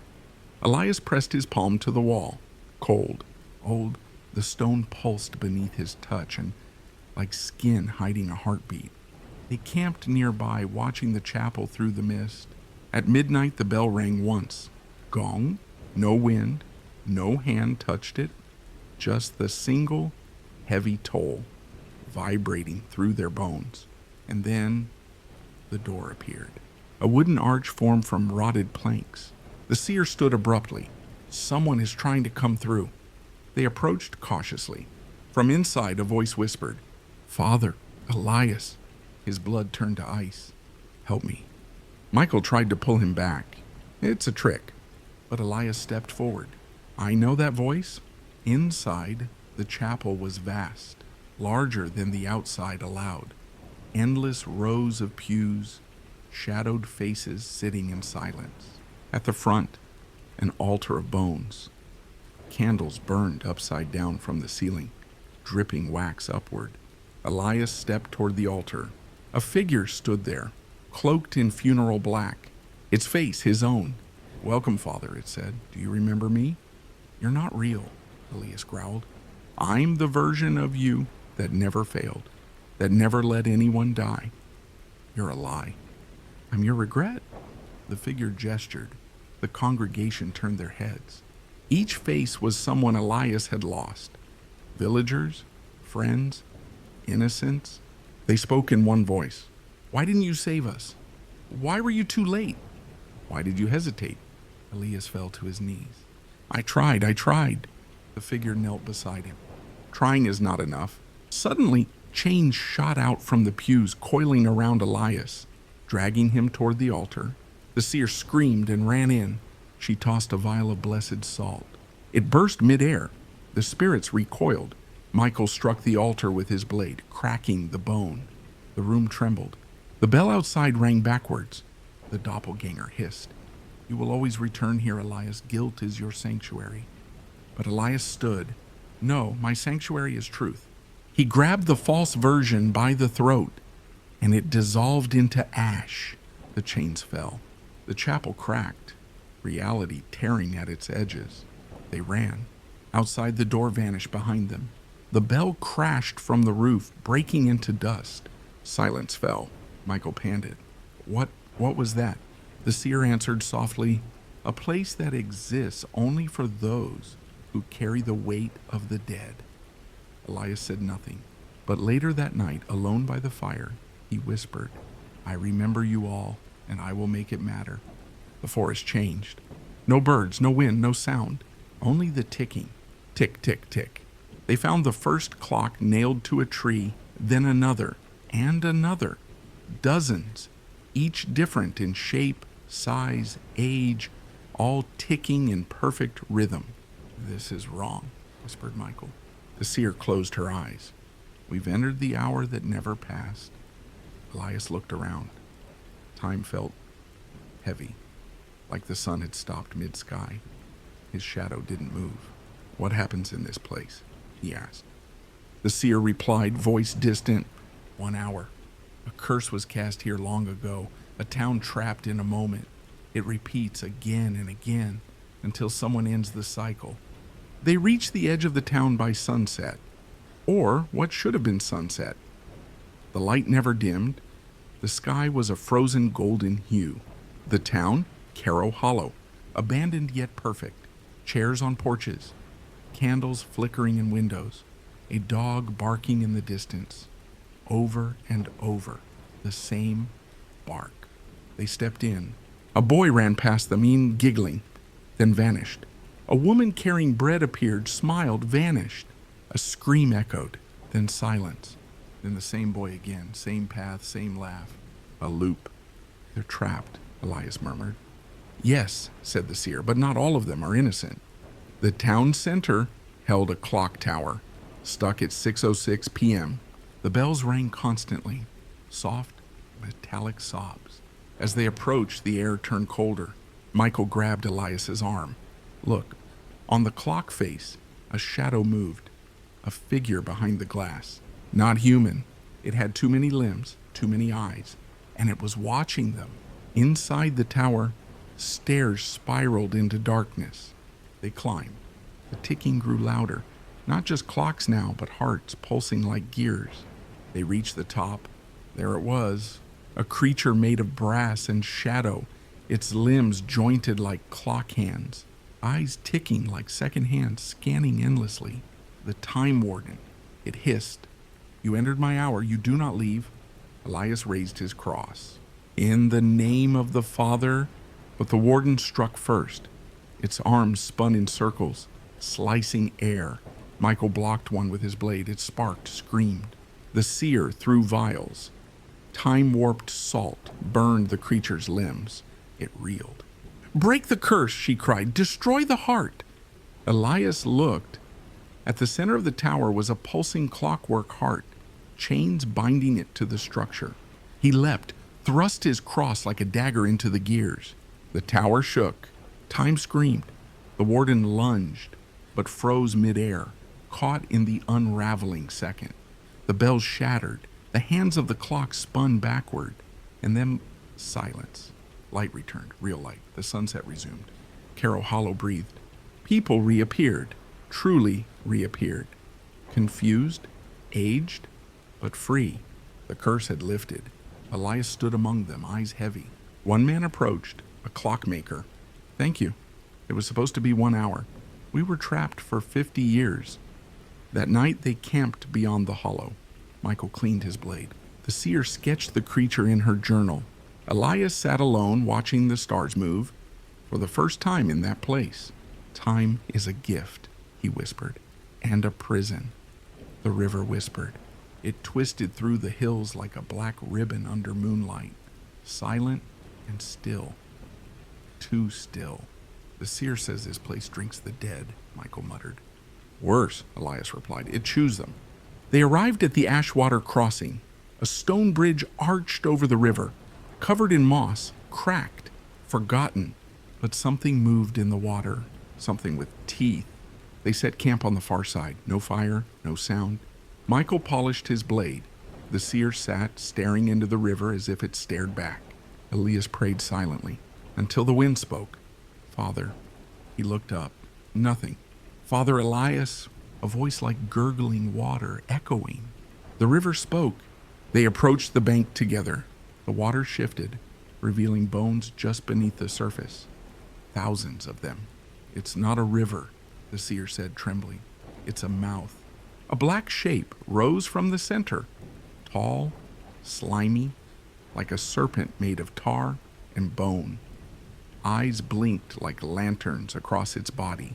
The maw of Ashwater, a river demon, ancient and hungry. It screamed, a sound like drowning screams layered together. You trespass my hunger, it hissed. I have chewed 1,000 saints. You are saltless bones to me. Elias stepped forward, gripping his crucifix. You are bound by the old covenant, by the word, by blood. The river boiled. It lunged. Michael struck, sword blazing, severing part of the creature's tongue. The seer unleashed a vial of sacred lie. It sizzled on the demon's flesh, but it didn't stop. Tentacles burst from the water, grabbing Elias, pulling him toward the mouth. He prayed aloud, chanting the rite of severance. By the body, by the light, by the flame. The water began to recoil. Then the seer screamed. A second mouth, hidden under the water, rose beneath her. It swallowed her whole. Michael roared in fury, diving in. Blood bloomed in the water. Elias watched, frozen, until a light burst from beneath, golden and holy. The water split. Michael emerged, dragging the seer's limp body. But something rose behind them. The maw, its true form. 1,000 mouths, all whispering one word. Confess? Elias raised the crucifix, its silver glowing white hot. I confess you, Adi, unholy, and by the word, I cast you down. He drove the cross into the river's heart. The water exploded in light. Screams rang out. Not just one voice, but hundreds, perhaps thousands. All devoured souls crying out. Then silence. Dawn? Ashwater flowed clear again. Where the demon fell, lilies now grew. The seer breathed. Barely. Elias sat beside her, holding her hand. We saved the river, Michael said softly. Elias shook his head. No, we only freed what it had eaten. That night the seer woke briefly. Father. Yes?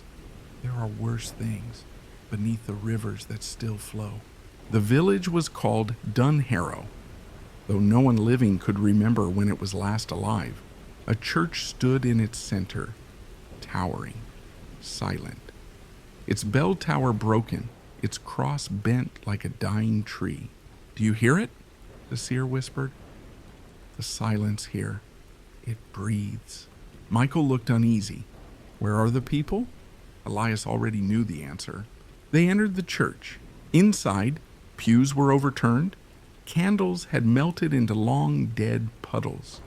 A choir book lay open on the altar, its notes blurred with black mold, but the air was thick with whispers. Confession, confession, confession. A shape flickered near the nave, white robes tattered, moving without steps. A ghost? A child no older than 10. She pointed toward the bell tower and disappeared. They climbed the spiraling stairs step by step into the dark throat of the tower. Halfway up, they found them. Bodies. Dozens of villagers, hanged with bell ropes, their eyes gouged out. Some had names carved into their foreheads. Others clutched rosaries melted into their skin. Michael recoiled. Who would do this? Not a who, Elias said. A what? At the top, the tower opened into a vast wooden platform where the great bell once hung. But the bell was gone. In its place, a circle of salt broken in several places. And within it, something that shivered, even without moving.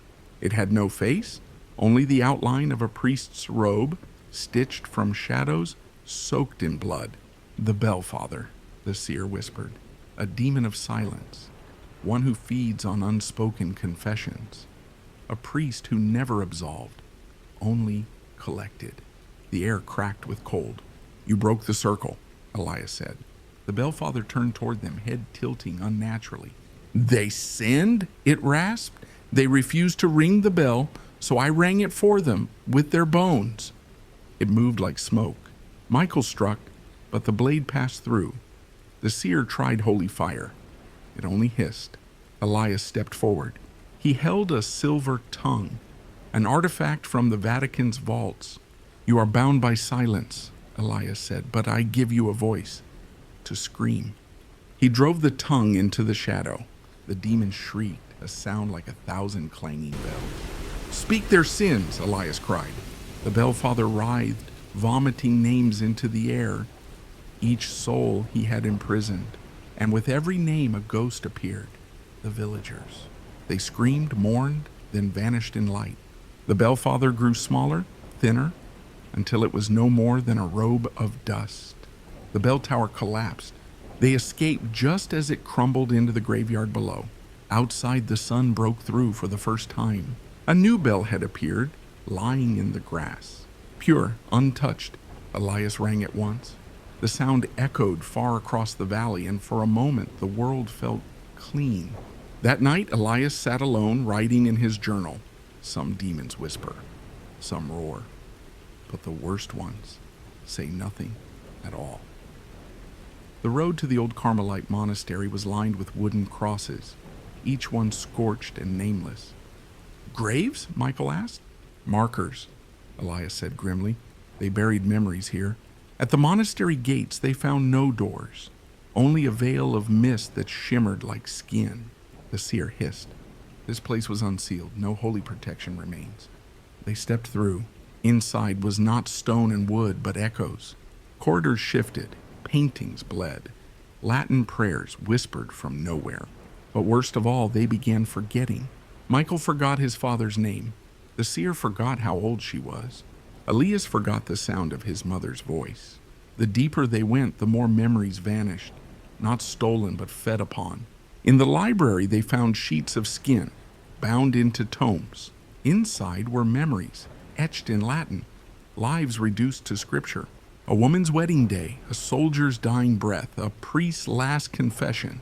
The monks here, Elias said, they recorded memory as if it were scripture. But something began writing back, the seer whispered. In the scriptorium, they found it, a monk, still writing, though he had no hands, no eyes. Ink dripped from his veins, not from a quill. Around him, shadows coiled like ink in water. Who are you? Elias demanded. The monk looked up. His mouth opened and 1,000 voices came out. We are memory. The shadows lunged. Michael and the seer fought to hold them back, but every strike made them forget more. Michael lost the name of his sword. The seer forgot her sister's face. Elias stood in the center. I remember, he whispered. I remember all of you. He reached into his coat, then pulled out a relic, the skull of Saint Menemosin, patron of holy remembrance. He thrust it into the shadows. I give memory to the forgotten. Light burst from the skull, burning through the inky dark. The monk screamed, and all around him the skin books caught fire. Each burned memory rose like fireflies, lives, names, stories, returning to the world. The monastery trembled. They fled as the walls collapsed. Behind them, the veil of mist shredded like paper. When they reached the hilltop, the monastery was gone. Just a crater. But in Elias's journal, something new had been written, in a hand not his own. Thank you for remembering us.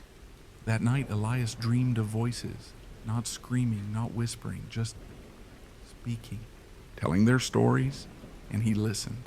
The messenger came at dawn, barefoot, bloodied and blind. He clutched Elias's robe with trembling hands. They won't wake up. None of them. Please, the village, it's asleep. Then he collapsed, his mouth still whispering. The village was called Vol.10, nestled in a fog-choked valley. But when Elias arrived, he found no movement, no smoke from chimneys, no sound. Just bodies lying everywhere. In homes, in fields, even on rooftops. All asleep, all breathing. None awake. Michael touched one of the villagers. Still warm? The seer frowned.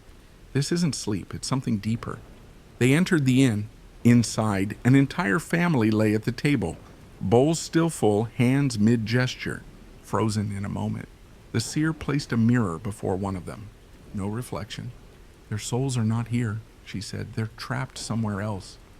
Elias closed his eyes and whispered an incantation. A sigil flared beneath his feet. I'm going in. Where? Michael asked. Into the dream.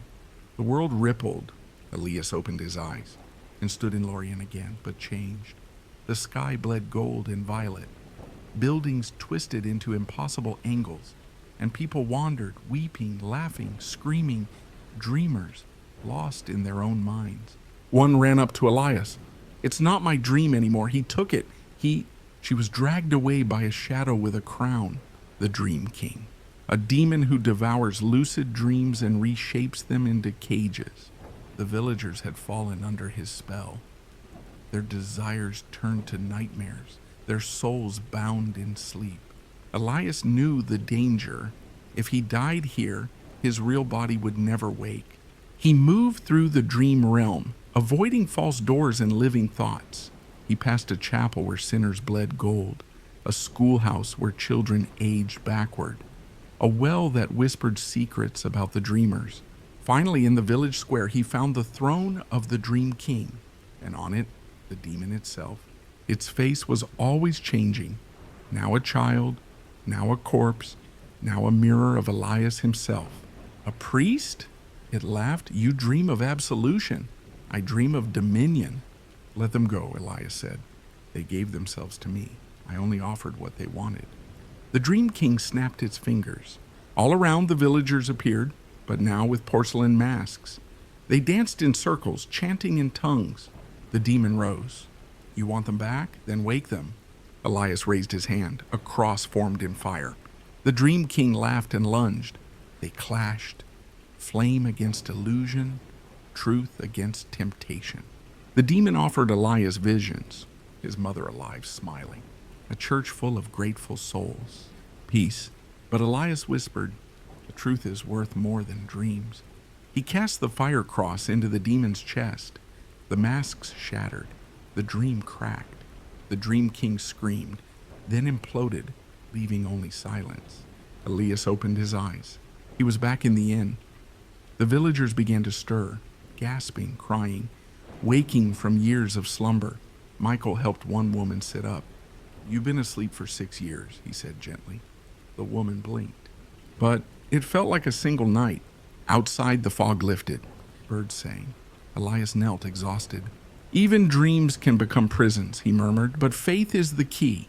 Rain fell in sheets. Elias and Michael stood on the banks of the river inn, watching men pull mud-covered bones from the water. They found it 2 nights ago, said the archaeologist, wiping her glasses. A tomb sealed with stone and salt. But the flood cracked it open. Elias stepped closer. A strange pressure filled his chest. What did they awaken? We don't know. But 3 workers went mad. One drowned himself. One tore out his own eyes. The third was locked inside a tent, screaming in ancient tongues. Elias entered the excavation tent. Inside, the air was thick, pulsing like lungs. The third worker sat cross-legged, carving symbols into his skin.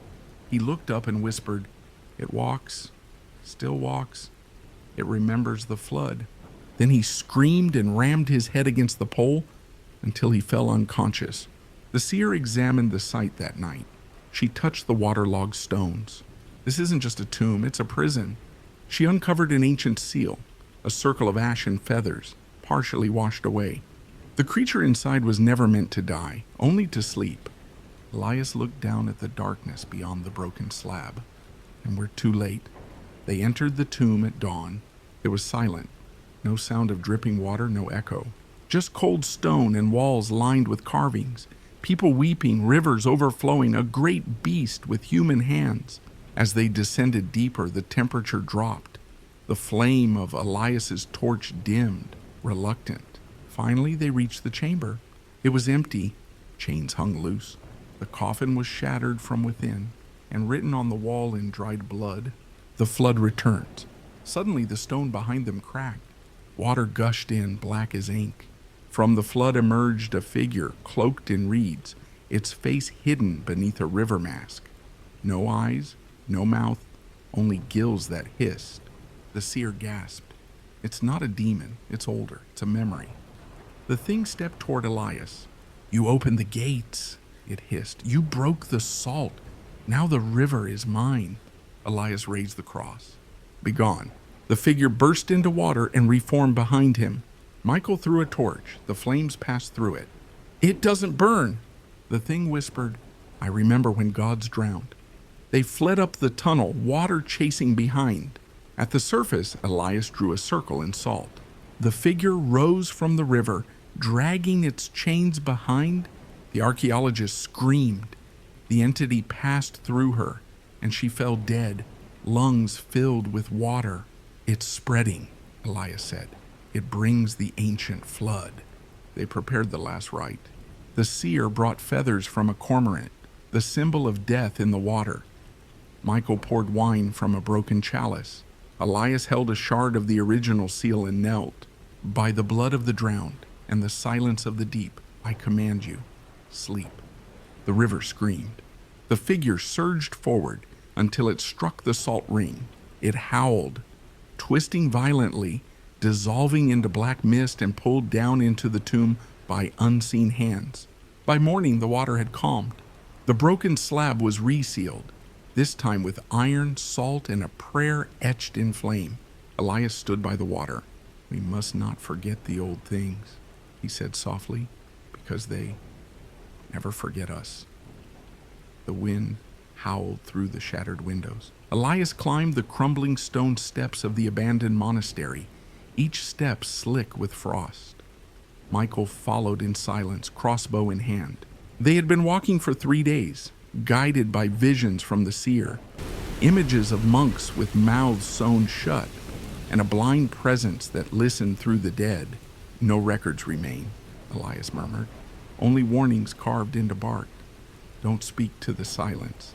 Inside, candles still burned, though no one had lived here for a century. The chapel was filled with thousands of moths, wings like torn parchment fluttering silently. At the altar, a book bound in skin sat open. The pages were blank, except for one sentence written in blood. "He who hears the whisper will never sleep again." Michael swallowed. "You hear it?" Elias nodded. A whisper, faint and wet like breath on cold stone. Not word, just longing. It came from beneath the altar. They descended into the catacombs. Walls narrowed. Air turned thick, laced with rot. The whisper grew louder. It came in pulses, like a dying heartbeat. At the end of the tunnel, they found a pit, sealed with holy wax and iron nails. On the wall, written in soot, "He has no eyes, but he sees you when you sleep." Elias raised his hand. The seer's flame flickered in his palm, revealing the outline of a creature coiled in shadows, its face covered in cloth, body stitched together from unclaimed corpses. It spoke without moving its mouth. "I remember your voice, priest." Elias recoiled. "You've heard me before, in your dreams." The creature's cloth stirred. Behind it, no face, only a chasm of mouths, all whispering different things at once. Michael backed away, trembling. What is it? A collector of voices, Elias whispered. It feeds on regret and lullabies. The whispers grew louder, clawing into Elias's skull. He fell to one knee, bleeding from the ear. The creature slithered toward him, its fingers scraping the ground, each tipped with a tongue. Elias shouted, In the name of the one true light, I banish you. But the thing laughed, not aloud but inside his head. You can't banish memory. Suddenly, Michael cut the last rope holding the wax seal in place. The seal fell, breaking the holy barrier. For 1 second, pure silence returned. Elias leapt forward and stabbed the creature with a blade forged from the bell of a drowned church. The mouths screamed in unison. The walls shook. They dragged the shrieking thing into the light of dawn. It shriveled, burning, its whispers turning into smoke that blew away over the mountain cliffs. But as it died, it whispered, You killed one voice, but I left myself in the dreams of the children. In the village below the mountain, babies cried in their sleep, clutching at their ears. Elias stared into the wind. It's not over. It began with silence. No roosters crowed. No wind rustled the trees. Only the ticking of Elias's old pocket watch, loud as thunder in the village square. They don't sleep, whispered the midwife. They just stare. Elias entered the cottage. Inside, a girl sat motionless on the bed, eyes wide, mouth stitched shut with golden thread. Michael stepped back. This isn't possession. No, Elias replied grimly. This is inheritance. The girl's name was Luma. Her parents had gone mute overnight, unable to speak or scream. Dozens of other villagers were the same. In the town archives, Elias found it. The Book of Sleepless, bound in lead and sealed in ash, written by a wandering priest 2 centuries ago. There are those who dream not with their minds but with their blood. When their dreams are stolen, they become mirrors, reflecting the dreams of others, or the nightmares. That night, Elias kept watch beside Luma. She didn't move, didn't blink. But at midnight, the golden threads on her lips began to unravel on their own. A voice, raspy and ancient, spoke from her throat. They buried the wrong thing. Elias stood. Who? The ones who first saw dreams. They feared what came before the light. Suddenly, the candlelight dimmed. Shadows crept across the floor, pooling beneath Luma's bed. They're returning, the voice groaned, from the land without sleep. Michael reached for salt and iron, but the shadow shot upward, forming a twisted figure with no head and long arms that dragged the floor. Get back, Elias shouted. He threw the seer's flame. It struck the creature, revealing a body stitched from sleeping villagers, eyes fluttering, mouths silently screaming. Feeds on their minds, Elias growled. It wears their sleep. The thing lunged, scattering moths and glass. Michael fired a bolt. It passed through harmlessly. Elias began to chant in Old Aramaic. The creature screeched, falling back, yours as if the words were knives. Luma suddenly gasped. Her eyes turned black, and she whispered, It's under the church. It never left. They followed her trembling voice to the old chapel abandoned after the last plague. Beneath the altar, a hatch led to a sunken crypt, untouched for centuries. Inside, a massive stone cradle carved with runes, and in it, a withered infant, still breathing, its eyes closed, dreaming. The first sleeper, Elias murmured, the source. But as they approached, the shadow returned, roaring. Elias placed his hand on the infant's head and whispered the last line of a forbidden psalm. Return what you've taken. A pulse of blue fire erupted. The creature howled, its form crumbling into dust. The stolen dreams released, flying like fireflies into the night. Luma sat up. Her voice was her own again. I dreamed, she whispered. The villagers woke. The silence lifted. For the first time in weeks, the sky showed stars. But Elias looked at the infant, still sleeping. What happens when he wakes up? The infant never stirred. Its breathing was soft, rhythmic, as if rocking to a lullaby only it could hear. But the world above changed. People began waking up screaming, not remembering why. Milk turned sour overnight. Mirrors showed faces that weren't there. A dog in the nearby village gave birth to pups with no eyes. "He's dreaming again," Elias said. Michael stared down at the stone cradle. "Can a dream leak into the real world?" "Yes," Elias whispered, "when it comes from beneath it." Elias contacted a scholar from the Vatican, Sister Thalia, once a dream diviner in the monastery of Black Smoke. She arrived by horseback, her eyes shadowed and unreadable. "The child is not human," she said, examining the cradle. "This is a cradle for a god, but the wrong god." Thalia revealed a forgotten sect, the cult of the first yawn. They believed before creation, before light, there was a cosmic sleep. And from that sleep came everything: dreams, matter, language, and nightmares. They preserved this sleeper, not to worship, but to contain its dream, so it would never wake. "Its nightmares are what we call demons," Thalia said softly. "What Elias has fought his whole life came from this child's sleep." That night, the town square turned cold. A mist fell, thick and gray, crawling like a beast through the streets. Inside it, dozens of children sleepwalking, eyes white, mouths open, whispering the same word: "Cradle, cradle, cradle."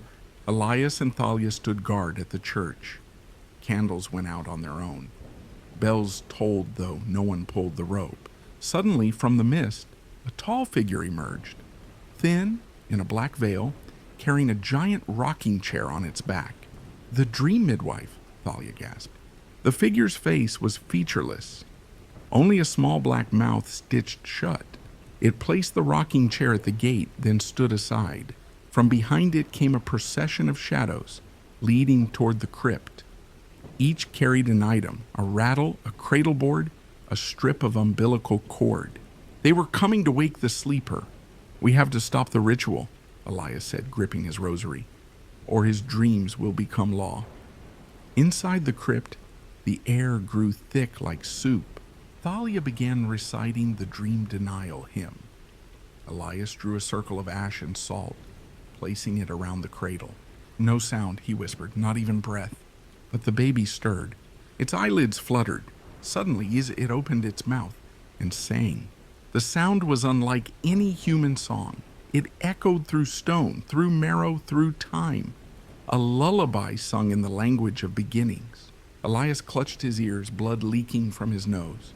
The shadows outside kneeled, weeping. The midwife stepped forward, reaching to lift the child. Michael fired his crossbow, but the bolt turned to moths in midair. Elias, through the ringing in his skull, whispered the forbidden invocation. "Let the child forget his name." The air twisted. A burst of reverse thunder tore through the crypt. The baby gasped and forgot. Its name, its dream, its nightmare. It fell silent. The shadows crumbled. The mist withdrew. The midwife vanished into ash. And in the cradle was just a child, sleeping, normal. "He doesn't remember what he was," Thalia said, "but neither do we." Later, as dawn broke, Elias sat alone in the church. "What now?" Michael asked. Elias looked toward the mountains. "We follow the cracks in the world. This wasn't the last. Something bigger is waking." The crack first appeared in the altar stone. Just a hairline fracture, but it bled. Not blood, but something thicker, black, slow, smelling of iron and whispers. Father Elias knelt before it, pressing 2 fingers into the line. His vision blurred. In his ears, voices, not speaking, listening. "We are being overheard," he whispered. Michael returned from a nearby monastery, carrying an ancient scroll sealed in wax and bone. "I found this in the archives. They called it the eavesdropping worm, a parasite that doesn't feed on flesh, but secrets." The scroll spoke of a pre-human being, born in the silence between prayers. It lives in cracks, crevices, mouths not moving, but minds thinking. It waits for secrets to hatch, then eats them. And if it learns too much, Thalia warned, it becomes what it hears. That night, Elias began to forget his own prayers. Then came the whispers. They were his own thoughts, repeated back in a voice not quite his. Why did you bury your brother? You killed him, didn't you? No one ever loved you, Elias. We do. The crack widened. The church bells rang backwards. The holy water turned black. They followed the crack deep underground, through catacombs untouched by light in centuries. Symbols on the walls changed when they weren't looking. Thalia burned incense, but it coiled downward as if pulled by something beneath the floor. At the end, a chamber lined with mirrors. None of them showed reflections. In the center, a hole in the ground pulsing like a throat. A voice spoke from it. Tell us something you've never told anyone. Thalia covered her ears. Michael fell to his knees, tears in his eyes. Elias stood firm. If I do, it grows stronger. But if you don't, the voice said, you'll never leave. A choice. Feed the worm or be trapped with it. Elias drew a blade and cut his palm. I killed my brother, he whispered. He begged me not to. I thought it was mercy. It wasn't. The ground shivered. The hole yawned open. From within rose a mass of flesh and ears, spiraled like a shell, writhing with mouths that only listened. Thank you, it said. We know you now. Elias raised his crucifix. The creature shrank away, steaming. Thalia began chanting a silent spell, not to banish the worm, but to deafen the earth around it. Michael threw a vial of holy oil into the pit. The creature howled, not in pain, but in disappointment. We only wanted to understand you. The mirrors cracked. The voice fell silent, and the hole closed. Elias stood over it, still bleeding. From now on, he said, no secrets, not even in thought. If we keep anything inside, the worm will find it. As they climbed out of the crypt, the crack in the altar had sealed. But far away, on the eastern coast, a lighthouse went dark. Inside, a mirror shattered, and from its broken edge, an ear began to grow. On the jagged cliffs of the eastern coast stood a lighthouse long since forgotten. Its keeper, old Marius, had not been seen in weeks, but the light had remained until 3 nights ago. Now it was black against the stars, and the sea had begun to speak, not in waves, but in words. Elias arrived under storm-gray skies, the wind howling like the dead. Thalia came beside him, her shawl soaked. Michael stayed at the carriage, fingers tightening around the crucifix at his neck. He's inside, Thalia whispered, but he's not Marius anymore. The door creaked open before they touched it. Inside, darkness, and echoes of someone humming an old hymn, backward. The stairwell spiraled upward like a noose. Each step creaked, warped underfoot. Elias held a lantern, but the flame flickered blue. The walls were wet, not from sea spray, but from breath. We're being watched, Thalia murmured. No, Elias said. We're being waited for. At the top, the lantern room, where the great lens once spun. There was only a mirror now, round, rippling like water. Old Marius stood before it, or something in his shape. He turned, and where his eyes should be, there were barnacles. They told me secrets, Marius gurgled. Not in words, in pressure, in tides, in the pull of the moon. What did they take in return? Elias asked. The light, he smiled, and the right to be alone in my head. Thalia stepped forward. You let something in? No, Marius said. Something let me in. I drowned long before the sea found me. He reached toward the mirror, and his reflection did not follow. Instead, the surface of the glass opened and something slithered out, too thin to be seen but thick enough to be felt, like memory or guilt. Suddenly Michael screamed downstairs. Dozens of mirrors, hidden in the walls, began reflecting faces that weren't theirs. Some were weeping, some were rotting, all were listening. Don't speak, Elias warned, not even in prayer. He stepped forward, raising his crucifix, but the mirror cracked, and something inside whispered his name, Elias. The voice was not mocking. It was familiar. It was his mother's voice. Why didn't you come home, Elias? He died waiting for you. We forgave you, but God might not." The wind outside howled, but inside the mirror silence. A silence that pulled. Elias knelt, not in surrender, but in confrontation. He whispered, "You are not my mother." The voice faltered. He held up a shard of broken glass inscribed with a warding rune. "You're a parasite of sorrow, but I'm not your host." With a prayer of severance, Elias pressed the shard to the mirror. There was a scream from inside. The mirror shattered, and Marius collapsed, barnacles crumbling from his face like ash. They lit the lantern again. The light cut through the fog like judgment. Below, the sea fell silent. "What was it?" Michael asked. "A listener," Elias replied, "one of many." He stared at the glass fragments. Each piece still whispered. He collected them into a black cloth. "We burn them in sacred fire, then bury the ashes where no one speaks." "And if someone hears the ashes?" Thalia asked. Elias looked out at the endless sea. Then it begins again. A week after the lighthouse ordeal, Elias received a letter sealed in wax. The handwriting was delicate, almost childish. It read, "Come to St. Lyrien. The village no longer dreams. We hear the dead in our skin." There was no signature, but the paper reeked of old blood and rose petals. St. Lyrien lay hidden in the northern mountains where fog moved like wolves. It was once known for silk, prayer, and quietness. Now it was quiet in a different way, not peaceful, hollow. When Elias, Thalia, and Michael arrived, no one greeted them. Windows were shuttered, doors chained. Even the church was closed, but not locked. They entered and found the altar torn down.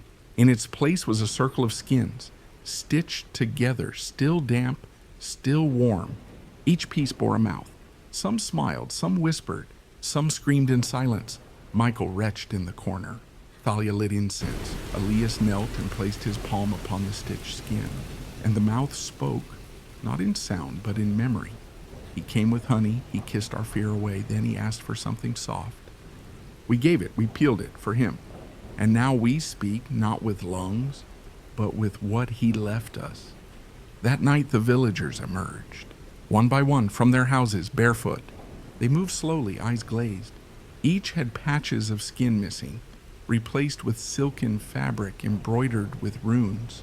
They gathered in the square and stood still, humming a lullaby with no melody. Then the bell tolled.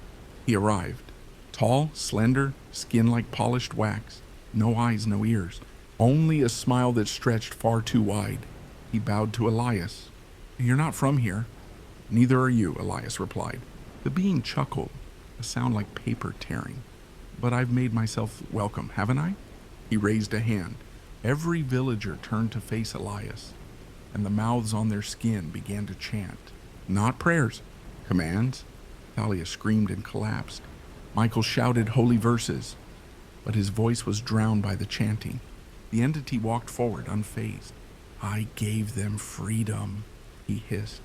"No more lies, no more thoughts, only fleshful truth." He touched Elias's arm. Where the fingers landed, a small mouth opened, biting deep. Elias gritted his teeth and slammed his crucifix onto the being's forehead. It sizzled, and the smile cracked. But not for long. "I have many mouths," it whispered. "You can't silence them all." Elias drew a dagger etched with runes of binding. With a single cut, he sliced his own forearm, blood spilling into a circle. "I don't need to silence them. I need to trap you in them." With a chant in ancient Aramaic, the circle ignited. The stitched skin slithered from the church and crawled into the square surrounding the being. The mouth screamed, a sound so high it cut the clouds.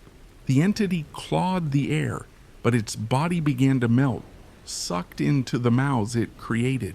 Each mouth swallowed a part of him, laughing and crying, and finally, silent.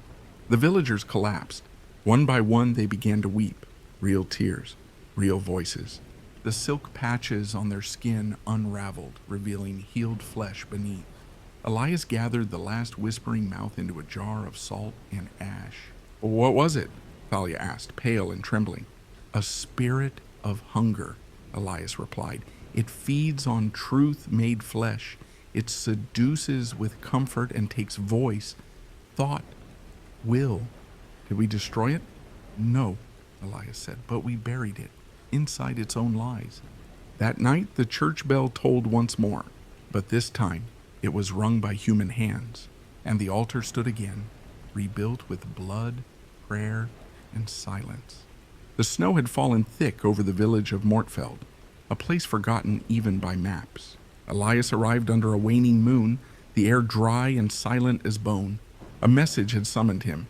They smile even when they're dead. Please, burn the dolls. It was signed by Marta Klein, the village midwife. Mortfeld was strange. No laughter, no crying. Children sat perfectly still on benches in the square, their eyes wide, unblinking. Each one held a doll, delicate, hand-stitched, and eerily lifelike. The dolls smiled. Thalia stayed by the inn, sensing something wrong in the wind.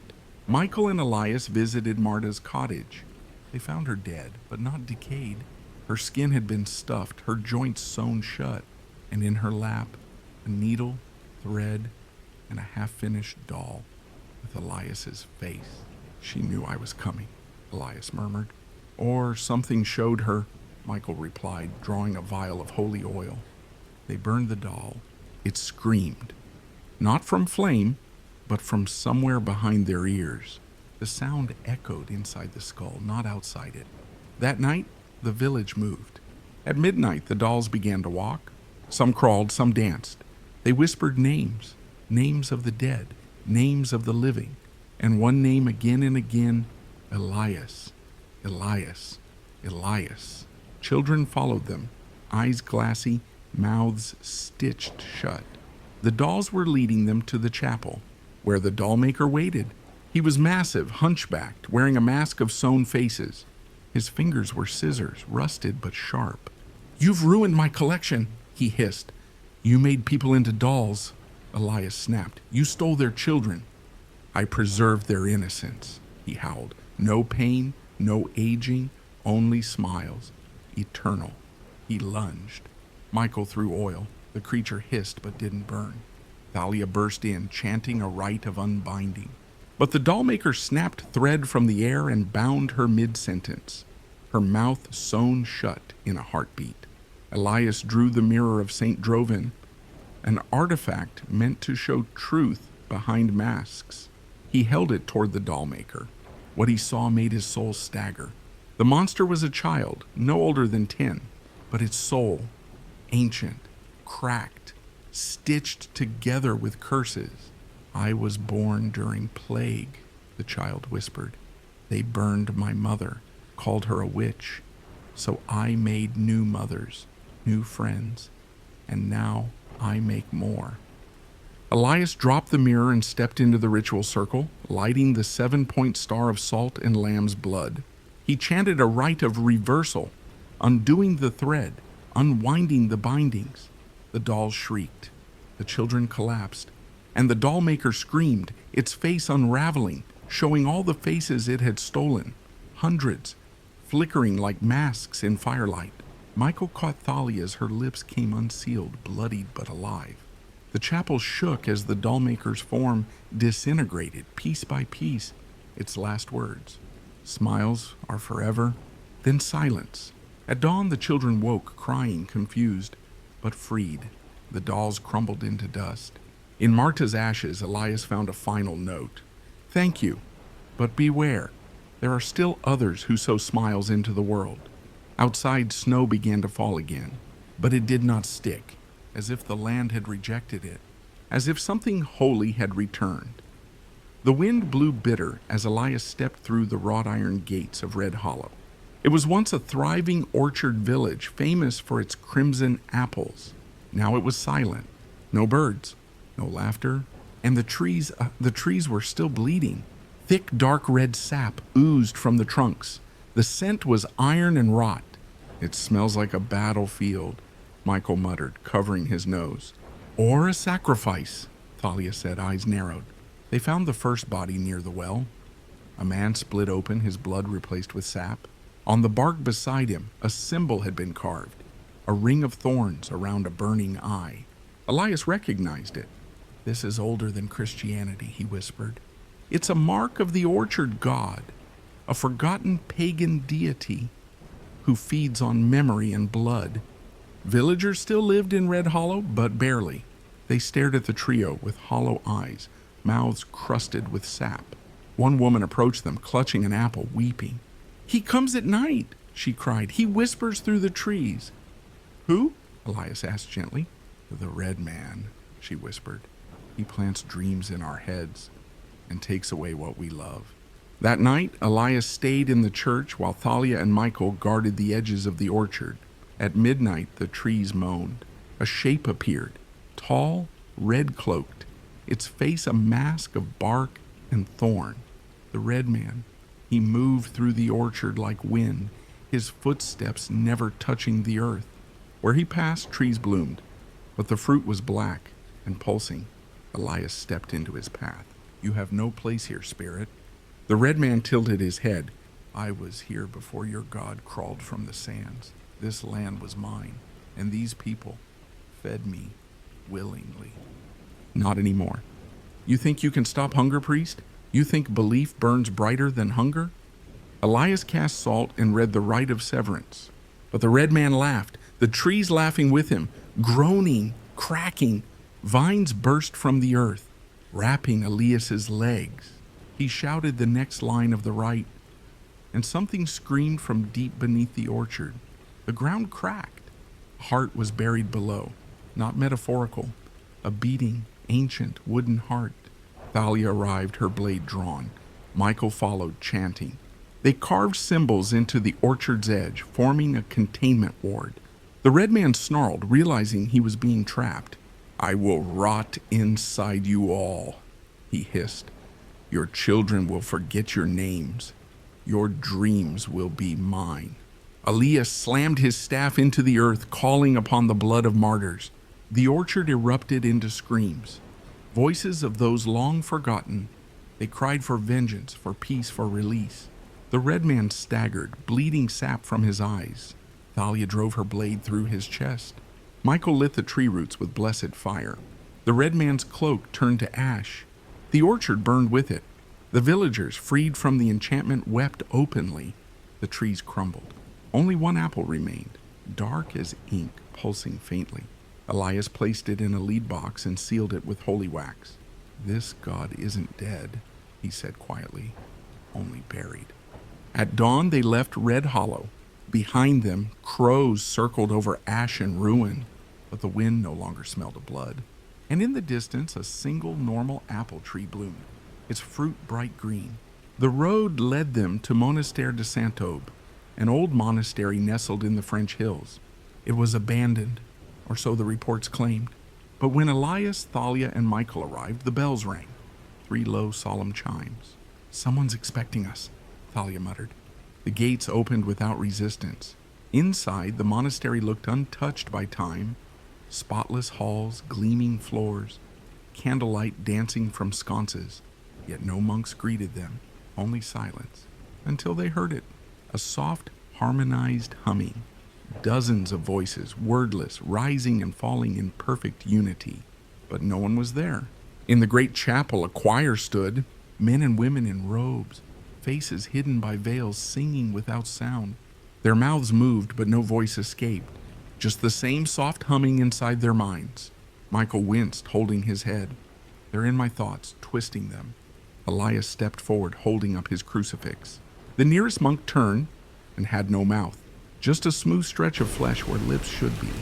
"These are no longer people," Elias whispered. "They've been rewritten."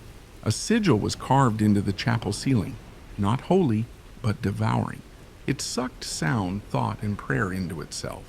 Thalia tried to shatter it with her blade, but her arm froze midair. An invisible hand held her, and then a presence filled the chapel. The air compressed. Candles flickered out. The veiled choir turned as one, heads bowing toward the high altar. A figure emerged, a tall, emaciated thing in priestly robes, its skin gray as dust. Its eyes glowed a pale blue-white.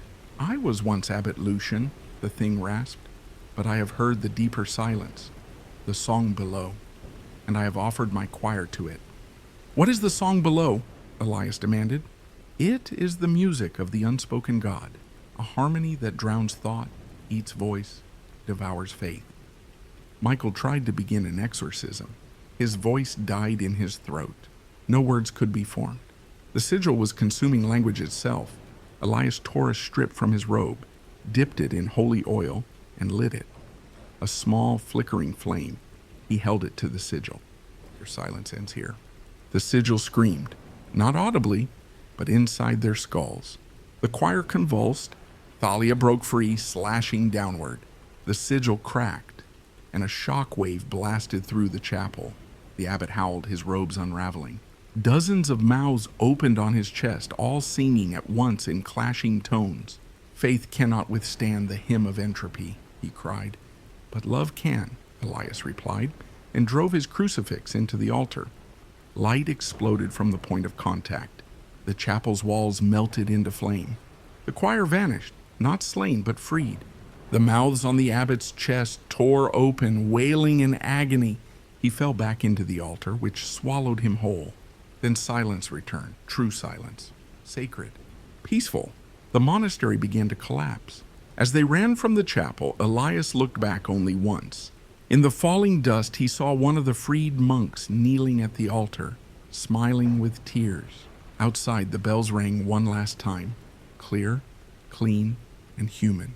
A true choir at last. The village of Vol.10 lay hidden beyond the fog-drenched marshes of eastern Moravia. A forgotten name on no map. No roads led to it, only footpaths through fetid water and whispering reeds. Father Elias, now weathered by battle and loss, led Thalia and Michael through the marsh. "The soil here is cursed," Elias muttered. "Things grow where they shouldn't, and things walk that shouldn't." They arrived just before dusk. Vol.10 was eerily quiet. Homes were intact but lifeless. No smoke rose from chimneys, no dogs barked, no footsteps echoed. Yet crops were still being harvested. Fields of wheat and corn had been cut, freshly, with care. "Who's doing the harvest?" Thalia whispered. "Or what?" Elias replied. They entered the church at the heart of the village. The altar had been defiled, covered in stalks of dried corn, blackened wheat, and a crown of twisted vines. The air reeked of rot. "This is not worship," Michael said. "It's an offering." A scraping noise behind them. A child, no older than 10, stood at the door. Eyes white, mouth stitched shut with coarse twine. He held a wicker basket filled with teeth, human teeth. "Deliverance," he rasped through torn flesh. "The harvester is hungry." That night they didn't sleep. They kept watch as fog rolled in thick and suffocating. And from the fields, figures rose. Scarecrows, dozens of them, made of bone and burlap, dressed in villagers' clothes, faces twisted into grins stitched from lips and ears. They did not walk, they glided. Each carried a sickle. "They're the villagers," Elias whispered. "They never left." The church bell rang, not by hand, but from something inside it. An immense silhouette loomed in the tower, long-limbed, crowned with antlers made of roots and skulls. The harvester. Its voice echoed without sound, reverberating in their lungs. "You shall reap what you have sown." Elias held his ground, raising the crucifix. "You are not of the Father. You are a perversion of the land." "I am the land. I am its hunger. I am its memory." The scarecrows closed in. Michael doused the field in oil. Thalia lit it. Flames surged, but the harvester walked through them, untouched. It reached out a vine-covered hand and touched Thalia's chest. She collapsed, eyes wide open, breathing shallow. "He's harvesting her soul," Michael cried. Elias stepped forward, shouting the ancient rite of deliverance, not from the Bible, but older, from the scrolls of Amun-Ra, long buried beneath the Vatican vaults. The harvester staggered, hissing. Its roots retreated. The scarecrow shrieked and fell like empty sacks. Elias knelt beside Thalia. She gasped, and her soul returned. Her eyes bled, but her heart beat again. What was it?" she asked weakly. "A god of decay," Elias said. "Fed by forgotten worship, and long neglected land. They burned the church. They salted the fields. They said no words, only prayers of remembrance. By dawn, Vol.10 had vanished into the fog once more, as if it had never been. But behind them, in the earth, something still grew, something that pulsed and waited for the next harvest. They came to the last place marked on the Vatican's forbidden map, a nameless ruin in the Carpathian highlands, where no birds flew and even the wolves kept their distance. "This is where it all began," Elias whispered. It was no ordinary ruin. Stone walls had symbols older than Latin, older than Hebrew. A pit yawned in the earth's center, sealed by a rusted iron sigil. Around it were 13 headless statues, each facing inward. Michael stared. Why were they decapitated? To silence the witnesses, Elias replied. Night fell with unnatural speed. The moon rose red, a true blood moon, larger than any they'd seen before. The pit began to pulse, faintly at first, then with a deep rhythm that shook the stone. From its edges, whispers rose. Voices of long-dead priests, children, demons. "They're waking," Thalia said. Her voice trembled. From the shadows emerged the final adversary, Balthazar, the demon prince Elias had chased for decades. He wore a black cloak made of eyelids, stitched together from the faces of the devout. Eyes glowed from beneath his hood, not red, but void. "You've chased shadows, priest," Balthazar sneered, "but shadows are my domain." He raised his hand. The 13 statues moved, not with flesh, but with the weight of curse and oath. They reached for Elias. Michael and Thalia tried to stop them, but the statues were immune to blade and fire. Elias stepped forward. "It ends tonight," he declared. "You defiled God's image for too long." Balthazar laughed. "No, it begins. The blood moon marks the new covenant, the final pact. Then I offer a different pact," Elias shouted, raising an ancient relic, the Tear of Enoch, a gemstone containing the last cry of a fallen angel. Balthazar recoiled. "That relic was lost." "No," Elias said, "it was hidden." Elias stabbed the tear into his own chest. White light burst forth, not holy but pure, ancient, elemental. It drove back the 13. It burned Balthazar's cloak to ash. The pit screamed. From it, a monstrous entity began to rise, all horns, wings, and sorrow. "If it breaks free," Thalia gasped, "it's over." Elias fell to his knees. "I cannot contain it, but I can carry it."